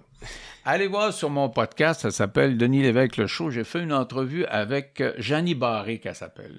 Ah oui, Jeannie Barré. La femme ex-alcoolique dans le Mais c'est une entrevue extraordinaire. Elle n'a jamais été aussi bonne que ça. C'est une personne inspirante. Elle est drôle. Elle pisse dans nos culottes. Puis elle est émotive en même temps. C'est quelque chose. C'est quoi c'est une lesbienne. Une lesbienne. En fauteuil roulant. Ex-alcoolique. Ex-dépressive. Ex-toxicomane. Qui a eu 157 fractures à cause d'une maladie. Qui est humoriste, boxeuse et marathonienne. Mais moi, je mets ça en ondes. Tu sais, j'arrive, je lis son livre. Elle fait une autobiographie, puis je lis ça. Puis c'est tout ça, tu sais, un chapitre sur comment elle a accepté son homosexualité. Là, Samuel a dit, c'est son fauteuil roulant. Puis là, je l'appelle, je dis, écoute, tu sais que les humoristes, ils rient, tout le monde rit de moi. Ça te dérangerait-tu que je fasse un condensé de tout ce qui est écrit dans ton livre, puis je fasse ça dans un 15 secondes, là. Puis là, ils vont tous rire, puis ils vont tous dire que je suis un imbécile, puis je suis un innocent. Puis ça va être juste drôle. Ils comprendront pas. Peut-être dans quelques années, ils comprendront que c'était un autre degré. Ouais. Alors, je l'ai faite. Et écoute, ça a été le talk of the town, partagé partout, oui, partout. T'as eu tout le monde, moi y compris. Ouais, puis j'arrive aux enfants de la télé l'autre fois, puis j'arrive avec ça. Puis il y avait Julie Ringuette qui était là, puis qui faisait, tu sais, le bye-bye au TNM, la revue de l'année de TNM. Elle dit, quand on a vu ça, elle a dit, hey, c'est du nougat pour nous autres, pour notre bye-bye, tu sais. Mais il dit, vous savez qu'il n'y a pas personne qui s'est rendu compte que je suis rendu à un autre degré, puis que je riais d'eux autres. Ouais. T'avais un coup d'avance. Vraiment. Puis là, il y a des humoristes qui n'ont peut-être pas compris, mais là, voilà. Mais cette jeune femme-là est extraordinaire. Je viens de la revoir, elle s'en va à Londres, là, et elle va peut-être être dans le... Elle essaye d'être dans le record, le livre des records Guinness. Elle serait la première personne à faire en 4h30 en fauteuil roulant traditionnel, pas les Ferrari. Non, vraiment en vrai fauteuil roulant, à faire un marathon en bas de 4h30. Mais une personne extraordinaire et attachante. Puis elle a embarqué dans Elle a embarqué là-dedans, puis elle se présente comme ça partout où elle va. Alors, donc, pour lancer cette émission-là, quand on l'a, j'ai énuméré toutes ces caractéristiques-là, j'ai écrit, puis j'ai ajouté, voilà qu'elle sera peut-être dans le record Guinness le mois prochain. Alors, on verra le mois prochain. Ah, cool. Puis ça, l'affaire de Femme Fontaine, c'était-tu dans cette même optique-là? Oui, je savais que ça allait venir. C'était fait ça, là. J'ai jamais parlé de Femme Fontaine. Non, j'ai parlé d'une femme fontaine. Oh, oui. C'est-à-dire, j'ai jamais prétendu parler avec une femme fontaine. J'ai sûrement parlé avec des dizaines, voire des centaines de femmes fontaines, parce que j'ai fait des milliers d'entrevues. Okay. Mais elles me l'ont pas dit. T'sais. Mais non, c'est que il y avait Jacques Salomé. C'est l'équivalent, tu te souviens de Guy Corneau, qui était un psychologue, là, qui était... Moi, j'aimais beaucoup, j'ai venu souvent à mon émission. Il était capable de parler de tout, ce gars-là, tu sais, puis c'est un gars du Saguenay aussi, puis... j'aimais bien. Bon, Jacques Salomé, c'est un peu son pendant en France. Là, c'est un psychologue français qui était souvent en télévision, qui était connu pour ses recherches, là, très scientifiques. Et un jour, il sort un livre sur les femmes fontaines. Ça s'appelle Femmes fontaines traumatiques. Je me souviens pas du titre. Bruno m'arrive avec ça, il dit hey, ouais, tu game de parler de ça? Je dis, je comprends. Je dis, écoute, c'est avec Guy Corneau de la place, pas qu'un imbécile, là, on parle. Alors, je fais venir Salomé, qui est en tournée au Québec. Il dit, vous êtes le seul à me faire parler de ça. Là. Mais finalement, il a fait quelques postes de radio, mais la radio, c'est au moins... mettons que ça fait moins de scandale que quand tu le vois. Et il vient, puis pendant un quart d'heure, on parle du contenu de son livre. Puis le contenu de son livre, il l'avait écrit, lui, parce que à l'époque, aujourd'hui, le monde sait que ça existe. Le point G, ils savent que ça existe, puis les femmes fontaines, ils savent que ça existe. Ils font juste pas le trouver encore. Ouais, il y a plein de gens qui savent pas. Puis il expliquait comment le trouver en plus dans son livre. Mais dans le livre, ce qu'il voulait, c'était... il dit, je sais que je suis un psychologue, je suis un intellectuel, puis écrire ce livre-là, ça fait un peu bizarre, mais ce que je veux, c'est démystifier ça. Puis que les gens qui nous écoutent actuellement, il y en a qui sont des femmes fontaines, puis qui sont gênés de ça, parce qu'ils pensent que c'est comme du pipi, puis qui sont... il y en a même qui évitent les relations sexuelles. Mais il est bien sérieux, il me raconte ça sérieusement. Puis moi, je fais mon quart d'heure bien sérieux, puis il me cite des études, puis il me parle... écoute, c'était hyper intello. Je sais pas comment tu fais pour garder ton sérieux. Ben, je savais que j'ai lu le livre, d'abord, je l'ai lu. Oui. Alors, j'ai lu le livre, puis je savais c'était quoi, puis je savais qui me le disait. Tu sais, j'aurais pas fait venir une femme qui dit « Hey, moi, je suis une femme fontaine. » Ben, allez-vous là, montrez-nous ça, là. Tu sais, je sais pas... Mais ce que je disais, quand je disais « Non, j'ai pas parlé de femme fontaine », c'est que... Oui, t'avais comme pété une coche. Non, je pétais pas une coche, je faisais juste... faisais juste trouver ça drôle que Radio-Canada présente à l'heure de grande écoute dans le cadre d'une série qui s'appelait Zone Doc, je pense. En tout cas, c'est un documentaire qui présentait à 9h le soir, mettons, là. Et c'est Raymond Saint-Pierre qui était le présentateur de ça. Tu sais, c'est un reportage fait par la BBC, là, ou par une institution britannique. Et lui, il est là pour faire les liens, le francophone qui fait les liens. Et pendant 1 heure, c'est sur les femmes fontaines. Et c'est Radio-Canada qui présente ça à 9h le soir. Mais moi, j'ai juste parlé de ça. Je les ai pas montrés. À Radio-Canada, tu vois les images, les femmes ouvertes, puis le jet, puis tu vois tout ça. Hey, the shit! On est à Radio-Canada, c'est Raymond Saint-Pierre, il est 9h, t'as-tu du bon sang? Puis moi, j'ai fait une petite entrevue avec un intello psychologue là-dessus. Et donc, c'était ça ma sortie.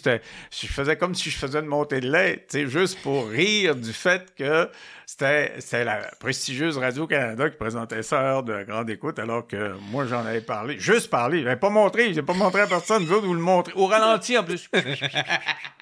Alors donc, c'était juste ça. Je m'amusais à rire de ça. Là, OK.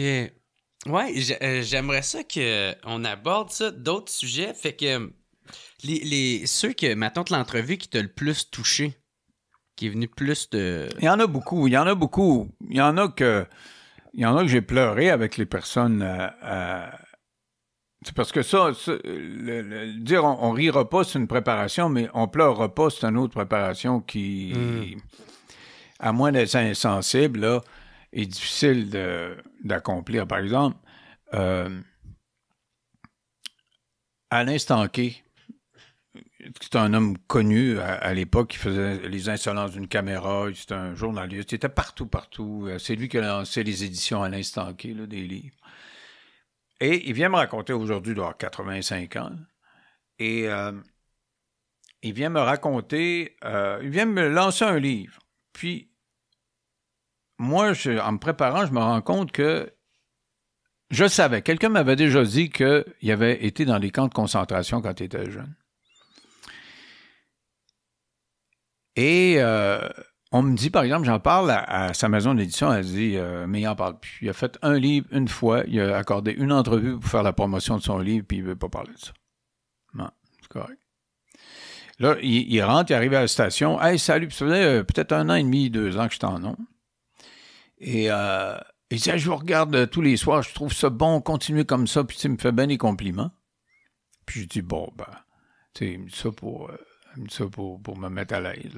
Puis il revient sur le plateau. Non, je vous dis que vous avez votre façon de faire des entrevues. Alors, je commence l'entrevue, puis je dis, je vais essayer une question, juste une, sur les camps de concentration. On va voir ce qu'il va faire. Ouais. Puis j'en pose une. Il paraît que quand vous étiez jeune, vous avez été dans les camps de concentration. Il dit, ouais, mais j'en parle rarement parce que ça me bouleverse. Mais parce que c'est vous, je vais vous répondre. Ah ouais. Puis il dit ça parce que à toute fois qu'il disait ça, là, tu sais. Puis je me disais qu'il m'a pas dit il m'a pas pété de la boue, là, quand il me dit qu'il m'écoutait. Pas de la bullshit. Ouais. Alors, il me répond. Puis il me décrit ce que c'est qu'être dans un camp de concentration. Tu sais, il y avait 12 ans, là, 10, 11, 12, 13 ans. Je pense jusqu'à 13 ans. C'est les concentrations juifs, là, ça. Là. Ouais. Nazi. Nazi, lui, était juif. Sa famille était juive. Et il était dans un camp de concentration, puis il expliquait que il y avait des cheminées, puis il brûlait les morts par milliers, là, parce qu'ils c'était des travaux forcés. Puis il y en avait qui même, ils mouraient pas au bout du travail. Ils mouraient parce que c'était une industrie de tuer du monde. Ils étaient là, OK, c'est à votre tour de mourir, parce que nous autres, on est là pour éliminer les Juifs. Et il dit, on le savait, là, puis toi, un matin, là, il y a la boucane qui sortait, puis ça sent, il dit, l'odeur que ça sent, c'est des gens, des carcasses humaines que tu mets dans le feu. Et il dit, moi, j'avais mon meilleur ami, qui avait mon âge. On était à 2 baraquements, un à côté de l'autre. Puis on sortait le matin, puis on s'en allait à droite, on allait faire leur travail qu'ils devaient faire. Mais tu savais qu'il y a des matins, ils prenaient des gens à l'écart, puis ils tiraient de l'autre bord, puis ils s'en allaient se faire brûler, eux autres. Et il dit, un matin, je me lève et notre famille, on prend la droite, mais il y a un soldat qui embarque la famille de son meilleur chum, puis il s'en va là. Puis on savait qu'il s'en allait vraiment se faire brûler. Et il est rentré. Et il a été incinéré vivant, là, il était vivant. Et il dit, moi, je m'en allais après, puis des cheminées, il sort des vapeurs, puis des restants. Il y a comme des particules qui flottent, puis tu vois retomber ça. Puis je me disais, c'est mon chum. Puis il avait 12 ans. Hey, je viens de te le compter sans pleurer. C'est rare que je suis capable de le compter sans pleurer. Et on est là, tous les deux. Et puis à chaque fois qu'il me raconte, puis il me raconte des anecdotes comme ça, des faits comme ça, 3-4 d'affilée, puis il me dit tout le temps, j'en parle pas, mais j'en parle parce que c'est, ou pas trois fois qu'il me dit ça, ça me fait une émotion, là, tu sais. Et arrive ce fait-là, et là, je me mets à pleurer, il se met à pleurer. Et j'aurais juste fait ça, puis on est parti à la pause, mais je veux dire, j'ai vraiment pleuré avec lui. Le lendemain, je disais, il faut que j'écrive, ça n'a pas de bon sens. Puis, tu sais, on était déjà dans les courriels, je vais écrire quelque chose de manuscrit, là, à la main. Là, j'ai écrit une lettre pour le remercier. Le lendemain, je reçois une lettre moi-même d'Alain qui m'écrit pour me remercier. Il a eu la même idée. Il a eu la même idée. Alors, j'ouvre l'enveloppe. Là, je prends le téléphone, j'appelle. Je dis Monsieur Stanquet, faut qu'on aille dîner ensemble, ça n'a pas de bon sens. On est allés luncher ensemble et puis on est devenus des chums. On s'est revus souvent, là, ça fait un petit bout de temps que je n'ai pas vu parce que sa femme est gravement malade. Mais je suis devenu chum avec lui. Le sénateur Boisvenu, il me racontait le décès de ses 2 filles. Une fille qui a été assassinée, puis après ça, son autre fille qui l'aidait dans la création de l'AFPAD, là, l'association pour aider les familles de gens qui ont été assassinés ou disparus. Et écoute, il me raconte le 2e décès. Le premier décès, déjà, c'est la fille est tuée par quelqu'un qui n'aurait pas dû être dehors. Et après ça, comme s'il n'y avait pas de justice, c'est sa fille qui meurt d'un accident. Et il me raconte ça. Et là, il y a une émotion, il se met à pleurer, puis on était tous les deux à pleurer. Mm-hmm. Et donc ça se contrôle pas comme pas rire. Mm-hmm. Tu sais, t'as beau dire je pleure pas, mais Christ, t'es un être humain qui est là, qui se décompose et qui te raconte la vraie vie, là, des vraies affaires. Puis donc, j'ai eu aussi des gens pas connus, mais je parle souvent de Caroline Auger parce qu'elle m'a laissé un souvenir assez puissant. C'est une jeune fille qui a appris qu'elle avait le cancer au moment où elle a accouché d'un petit bébé. Là, ils ont vu qu'elle avait un cancer. Ils ont essayé toutes sortes de façons de le combattre, là, de le vaincre, puis ça n'a pas marché. Puis elle est venue une couple de fois me voir avec son petit bébé. Puis il y avait dans son attitude un sourire en même temps qu'une panique dans les yeux. Tu sais, de voir qu'elle avait son petit garçon devait avoir à ce moment-là 5-6 mois, là, elle venait d'accoucher. Et de ne pas savoir qu'est-ce qui allait arriver. Puis après ces entrevues-là, on s'est échangé quelques courriels jusqu'au moment où une de ses amies m'écrive qu'elle était décédée. Ben, j'ai eu la peine. Et je peux pas dire que j'ai pleuré en ondes en le faisant, mais j'ai été tellement bouleversé, là, tu sais, que bon, j'ai eu aussi des jeunes qui sont Joanie Comtois, qui avait un courage exemplaire. Elle riait, puis elle était de bonne humeur, puis son père s'est suicidé quand il a su que sa fille allait mourir de son cancer, mais elle a supporté sa mère, puis sa mère était en train de déprimer, elle était à tout perdre son monde, elle était extraordinaire. Et c'est des entrevues qui m'ont profondément ému. Je pourrais te dire des gros noms, là, puis je sais pas, Charles Aznavour, ça fait oui, je peux te dire que c'est intéressant à interviewer, mais tu sais, quand tu me demandes qui m'ont le plus bouleversé, c'est plus de cet ordre-là. Là. Mm-hmm. Puis comment qu'on prend ça, tu sais, t'es-tu fier de ça, d'avoir donné une voix à ce monde-là? D'avoir eu ça sur ton show? Non, pas fier, je dirais peut-être...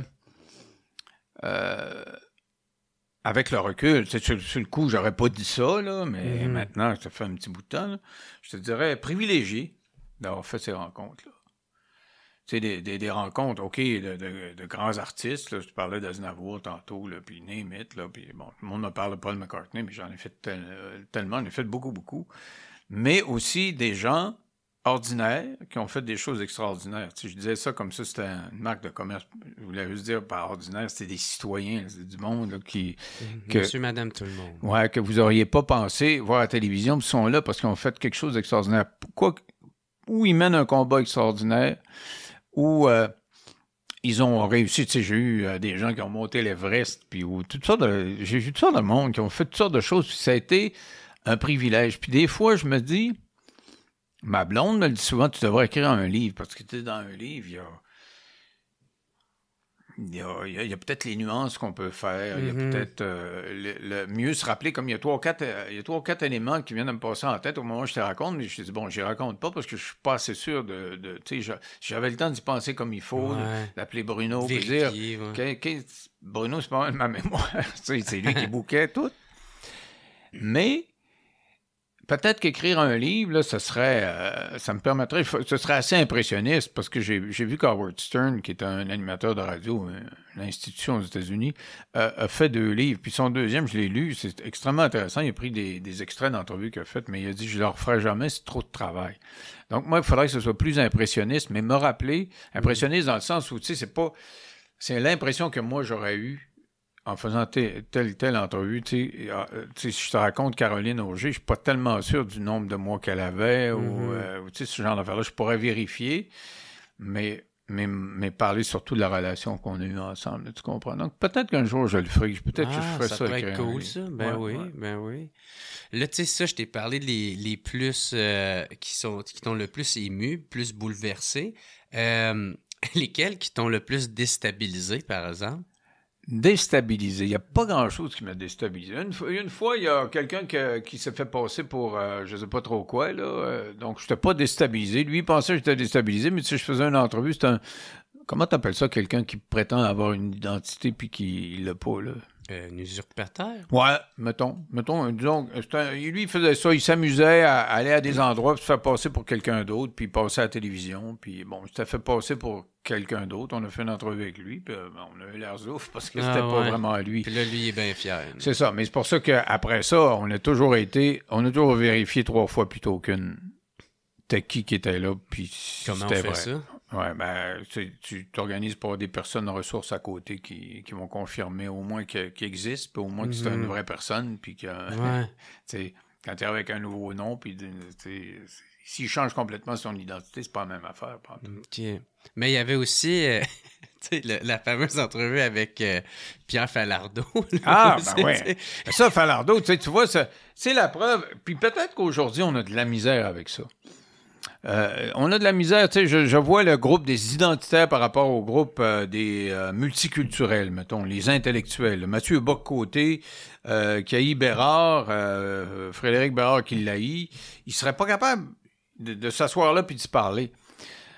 Moi, là-dessus, j'étais en complet désaccord avec Falardeau. Puis aujourd'hui, j'y donnerais raison parce que maintenant, je trouve qu'Israël va trop loin à Gaza par rapport à ce qui se passe. C'est assez, là. Tu sais, on n'est pas obligé d'aller tuer le dernier terroriste puis de sacrifier des milliers de personnes autour pour ça. Et bon, en tout cas, c'est un autre débat, ça. Mais je dis, au moment où on faisait le débat, je n'étais pas d'accord avec lui. Mais après, on était dans le bureau pendant une demi-heure, puis on a fini de parler de ça. Puis ça, on a parlé d'autres choses. Puis nous, on avait plein de livres qu'on gardait, tu sais, que le monde nous donnait, là, puis il y en avait 3 ou 4 qui l'intéressaient, je lui donnais 3 ou 4 livres, puis à toutes les fois qu'il venait à TQS, il venait aussi participer à des débats, puis on jasait à toutes les fois, une demi-heure, 3/4 d'heure après, mais on n'était pas d'accord, c'est pas parce qu'on n'avait pas été d'accord sur, précisément, Israël versus le peuple palestinien dans ces données historiques-là de l'époque, qu'on n'est pas capable de s'entendre, puis que je riais pas quand je regardais son...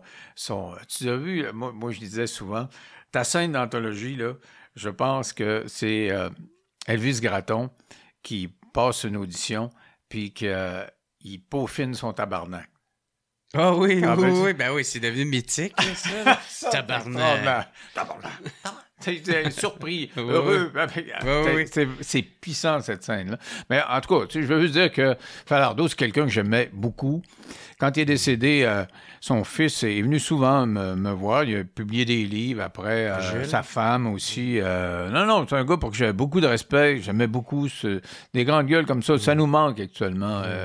Mais ça veut pas dire que je serais d'accord sur tout ce qu'il dit, mais je serais capable d'aller prendre une bière. Ben, moi, j'en prends plus. Ouais. Mais je serais capable d'aller prendre un café avec lui après.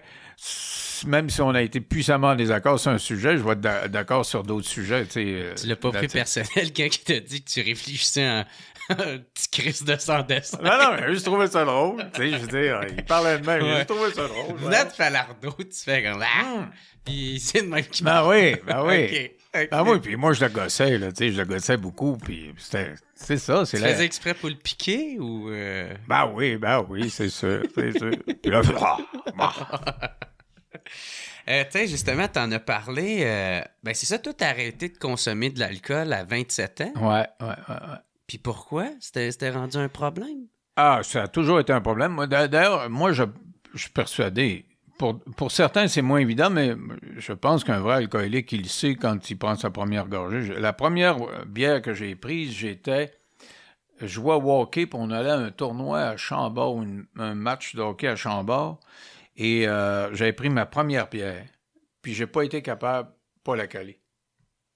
Ah ouais? Il a fallu que je la cale. J'ai calé 3 bières de même, j'ai vomi, puis j'ai buzzé, puis bon, ça a été ça. Mais sauf que je portais ça beaucoup, donc c'était là, après ça, j'en prenais pas mal, puis ces autres, ils allaient se coucher à côté de moi. Moi, j'étais toujours le dernier couché. Puis dans ma famille, il y avait beaucoup d'alcool. C'était mon grand-père, mes parents, mes oncles, mes tantes, mes cousins. On était en alcool. Les parents, les fêtes comme Noël, le jour de l'an, limite, là, les vendredis, samedi soir, les jeudis, vendredis, samedi soir, les mercredis, jeudis, tu sais. Puis à la fin, ben, je travaillais à la radio, puis la radio, ben, j'étais une petite vedette locale, puis j'allais dans les 5 à 7, puis les conférences de presse, puis les lancements, ces affaires-là. Donc, j'étais tout le temps sa ballonne. Puis t'aimais ça bien comme ouais, parce que je portais ça beaucoup, donc il n'y a pas grand monde C'était normal pour toi? Ben, c'était normal dans mon environnement. Là, puis aussi, à la radio, dans ces années-là, ça consommait beaucoup. Là, puis ça consommait de la coke aussi. Puis c'était pas... moi, j'en ai jamais pris, là, mais c'était un monde qui était comme ça. C'était fait de même. Puis c'était quoi un Denis Lévesque sous? Ça ressemblait à quoi, ça? Ça riait beaucoup. Ouais. Comme je te dis, j'étais pas sous... je portais ça beaucoup, là, donc j'étais pas sous mou, là, j'étais sous de bonne humeur, puis je faisais des jokes en masse. Là. Fait que t'étais un Soulon heureux. Là. T'étais pas l'alcool triste. Là. Non, mais la dernière année, oui, puis en fait, j'ai pas une grosse résistance à l'anxiété, puis c'est ça qui a fait, heureusement, mon Dieu, que j'ai arrêté plus jeune. En fait, quand je suis arrivé à 27 ans, là... je faisais des crises d'anxiété, puis je savais pas c'était quoi. Je savais vraiment pas. Tu sais, je passais sur un pont, je pensais qu'il allait mourir, il allait tomber, puis tu sais, j'avais peur de tout. Et en même temps, mon grand-père était décédé, j'avais 20 ans, 21 ans, et je me souvenais, puis tu sais, c'est évident, moi, dans ma famille, comme je te dis, tout le monde prenait un verre. Je savais, c'était manifeste que l'alcool était trop présent par rapport à la vraie vie. Et mon grand-père, sur son lit de mort, lui avait arrêté de prendre un verre à 66 ans. À mon âge, pratiquement. Et il est mort à 77. Donc, il a vécu 11 ans sobre. Puis, il a réussi lui, en termes financiers. Là, il était propriétaire de la moitié de la ville de Roberval. Il était propriétaire du magasin de meubles, du magasin de linge, de la salle de quilles, de l'épicerie. Il était propriétaire. Il était millionnaire. Pour l'époque, il n'y en avait pas beaucoup des millionnaires. Là. Mais il a dit sur son lit de mort, j'ai un regret dans la vie, j'ai arrêté de prendre un verre beaucoup trop tard. Si j'avais à refaire ma vie, j'arrêterais bien avant ça. J'ai gaspillé tellement de temps avec ma famille, puis c'était un homme de famille. Il aimait son monde. Mais j'ai tellement gaspillé de temps que si j'ai à vous dire, le seul aurait bien dit ça la journée avant de mourir à l'hôpital. C'est cette sobriété-là qui est venue bien trop tard. Puis ça m'est toujours resté dans le système. Et ma mère a cessé, elle aussi, de consommer. Elle devait être dans la cinquantaine. Puis 1 an après, c'est moi qui ai arrêté de consommer. J'ai arrêté parce que je faisais beaucoup d'anxiété, je faisais de l'angoisse, puis j'étais malheureux là, parce que quand je prenais un verre, c'était correct, mais les lendemains, là, c'était infernal. Puis j'ai eu 2-3 blackouts. Donc je me suis mis à porter moins ça. Tu sais, comme je dis, je portais ça solide, mais à un moment donné, pouf, là, le monde me racontait « Hey, hier, t'as fait ça? Hein? » Tu sais, je m'en rappelais pas. Moi, ça m'arrive constamment. Ah ouais? Quasiment chaque bras. Ouais, ben moi, j'étais un alcoolique fonctionnel. Ah, OK, ben moi, j'étais pas... Ben, justement, je m'étais dit ça. Je demeurerai fonctionnel. Puis si un jour, ça a un effet sur ma job, il faut que j'arrête. C'est exactement ça que je me dis aussi. Bon, ben moi, une fin de semaine, je suis à la grosse rumba avec mon ami Alain. On arrive le lundi matin à la station, puis c'est un talk, là. C'est une job où il faut que je parle. Puis je suis pas capable de parler. Fait que je dis, mettez de la musique parce que je suis pas capable de parler, je suis trop magané, je suis pas capable. T'es trop hangover? T'es Ah trop ouais, lendemain de brosse? Ah ouais. OK. Puis je me suis couché à 5 heures du matin. J'allais me coucher sur le plancher à terre dans la station pour être sûr de me lever à bonne heure pour pas être en retard. travailler le matin là, à 5h30. Et donc... Fait que dans le fond, t'adaptais ton environnement à l'alcool. À ça, exactement. Et puis, donc, j'ai pas fait l'émission comme j'aurais dû le faire à cause de ça. Donc, ça m'a ébranlé, puis je faisais beaucoup d'anxiété. Je dis, je vais arrêter une semaine. J'ai arrêté une semaine, puis ça m'a fait un peu mieux. Puis en même temps, je vais chez mes parents, puis ma mère, elle laissait traîner des dépliants dehors. Puis, il y a un dépliant qui s'appelle La Peur. Puis, je dis que c'est ça. Là, je me mets à lire le dépliant. Puis le dépliant, ça parle du fait que quelqu'un qui prend beaucoup un verre va faire de l'anxiété. Il va se mettre à avoir peur de tout. Puis je lis ça, là, tu sais, ça a changé ma vie, moi, ce petit pamphlet-là. Tu sais, 2-3 pages. C'est fini, puis je dis, hey, sacrément, je suis pas malade mental, je suis pas en train de virer fou, je suis juste alcoolique. Ça m'a comme frappé comme un zéro. Ça te soulageait un peu. Ça fait qu'avec la parole de mon grand-père en arrière de la tête, puis cette littérature-là qui me disait, si t'arrêtes de prendre un verre, tu feras plus d'anxiété, puis l'événement dont je te parlais au poste de radio, j'ai fait une semaine. Puis après, j'ai dit, pourquoi pas 2, pourquoi pas 3? Puis après 4, après un mois, j'ai dit, bon, j'ai fait mon mois, je suis correct, là, tu sais, je me sens un petit peu mieux, je fais moins d'angoisse, puis je m'en vais dans un bar, puis là-bas au Saguenay, on commandait des grosses. Une quille. Une grosse Molson. Alors, je prends une grosse Molson X, puis je la verse, puis j'ai des gens qui viennent me parler au bar, puis je les regarde, puis je prends une petite gorgée, puis j'ai pris à peu près le quart d'un verre. Puis à 2 heures du matin, j'ai regardé le verre, qui était juste comme ça, puis la bière qui était là, m'a dit « That's it, j'en prends plus. » Puis j'en ai plus jamais repris après ça. Ah ouais. Et il me restait, en revenant chez nous, il me restait une 12 vide, sauf une bière. Puis cette bière-là est dans la bibliothèque chez nous. C'est comme un souvenir de ma robine. C'est une bière que j'ai pas bu. C'est la dernière bière que j'ai pas bu, puis elle a 37 ans maintenant. Voilà. Ouais, c'est une belle histoire, pour vrai. Puis aujourd'hui, t'as pas de regret de ça? Au contraire. Moi, je te dis, si j'avais pas arrêté de prendre un verre, j'aurais pas eu une vie. J'aurais pas eu la vie que j'ai eue. J'aurais peut-être mort. D'ailleurs, j'ai des chums qui sont... Un chum avec qui j'ai déjà arrêté de prendre un verre, qui, lui, a pas réussi. Puis, je pense... en tout cas, il est décédé depuis ça. Et... non, j'aurais pas fait le corps de ce que j'ai fait là. Des crises de panique, tout ça, ça a-tu revenu, ça? Ou ça... C'est revenu peut-être un petit peu plus tard. Peut-être que j'avais...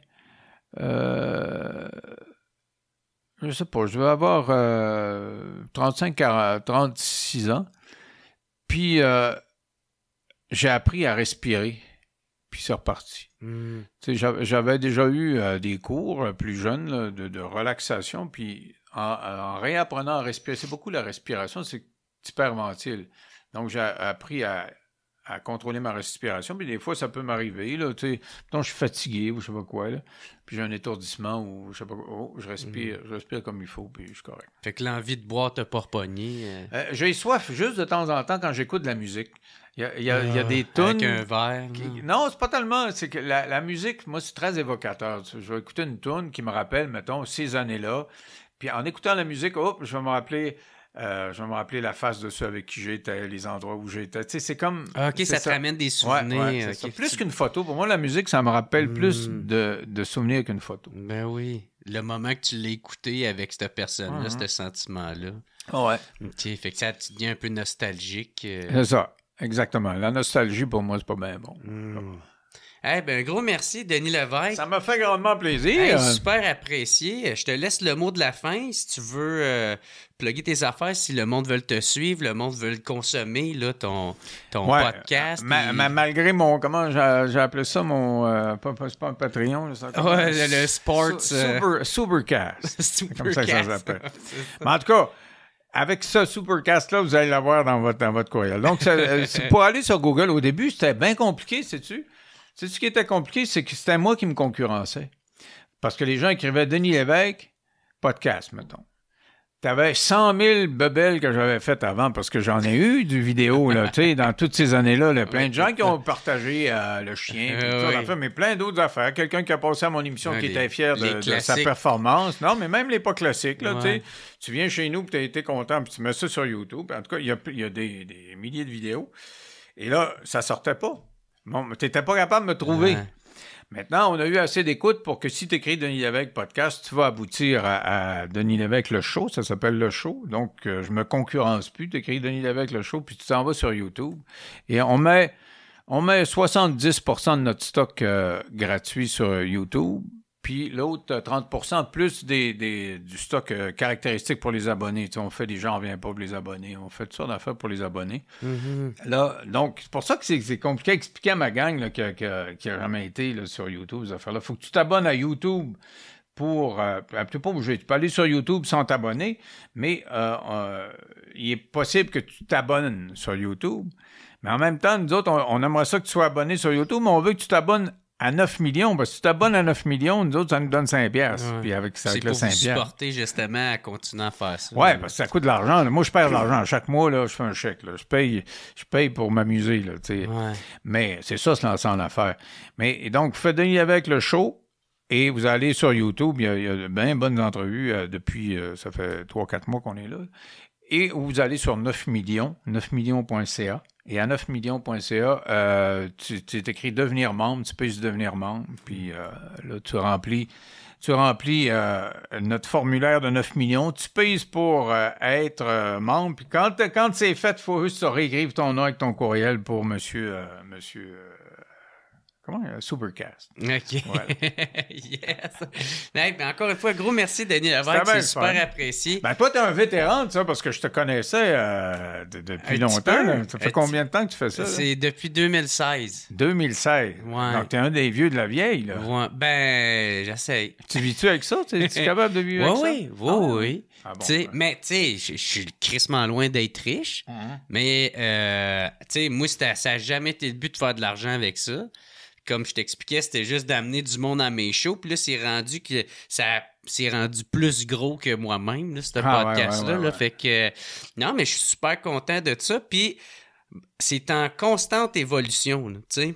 Fait que, tu sais, toi, qu'est-ce que tu essaies de comprendre? Il y a des affaires que moi aussi, j'essaie de comprendre aussi. Parce que ça change tout le temps. Puis il y a tout le temps des nouveaux joueurs qui arrivent, qui est correct parce qu'ils offrent un autre format, où il y a une autre saveur, où il amène un autre aspect, tu sais, qui est correct. Mais, tu sais, moi, j'essaie de m'adapter, j'essaie de catcher comment que les réseaux sociaux fonctionnent, tu sais. Il y a des enfants qui... J'ai bien beau avoir 33 ans, mais il y a les algorithmes, là. Ben, moi, tu comprends-tu, les algorithmes? Ben, gars, je te ferai un cours. Je te ferai un cours tout à l'heure de qu'est-ce que je sais, puis après ça, on ira en prendre un autre de quelqu'un d'autre ensemble. Non, mais c'est vrai, parce que tu fais quelque chose, il y a 170 000 vues, tu dis, si, manac, parce que j'ai fait, tu fais à peu près le même style, même affaire, puis, 5 000. Fait que tu dis, comment ça shoot? C'est tough à gager à un moment donné. Mais bref, je te souhaite tout le succès que tu mérites, mon gars, puis que ça marche. Puis moi, je vous dis merci beaucoup tout le monde d'avoir écouté. On se revoit la semaine prochaine. Puis un gros merci encore une fois à procafetière.ca.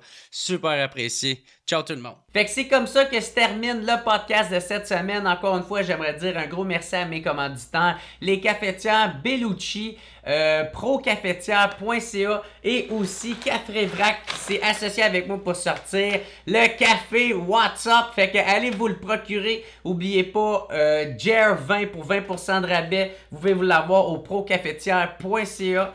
Un gros merci à Denis Levesque d'être venu sur le show. Allez vous abonner à son Supercast si vous voulez voir tout son contenu. Ou sinon, sur ça, tout le monde, je vous souhaite une excellente semaine. On se revoit la semaine prochaine. Ciao! It's the What's Up Podcast. What's Up Podcast. What's Up Podcast. Avec Jeremy Alain. Yeah. Pom, pom, pom, pom.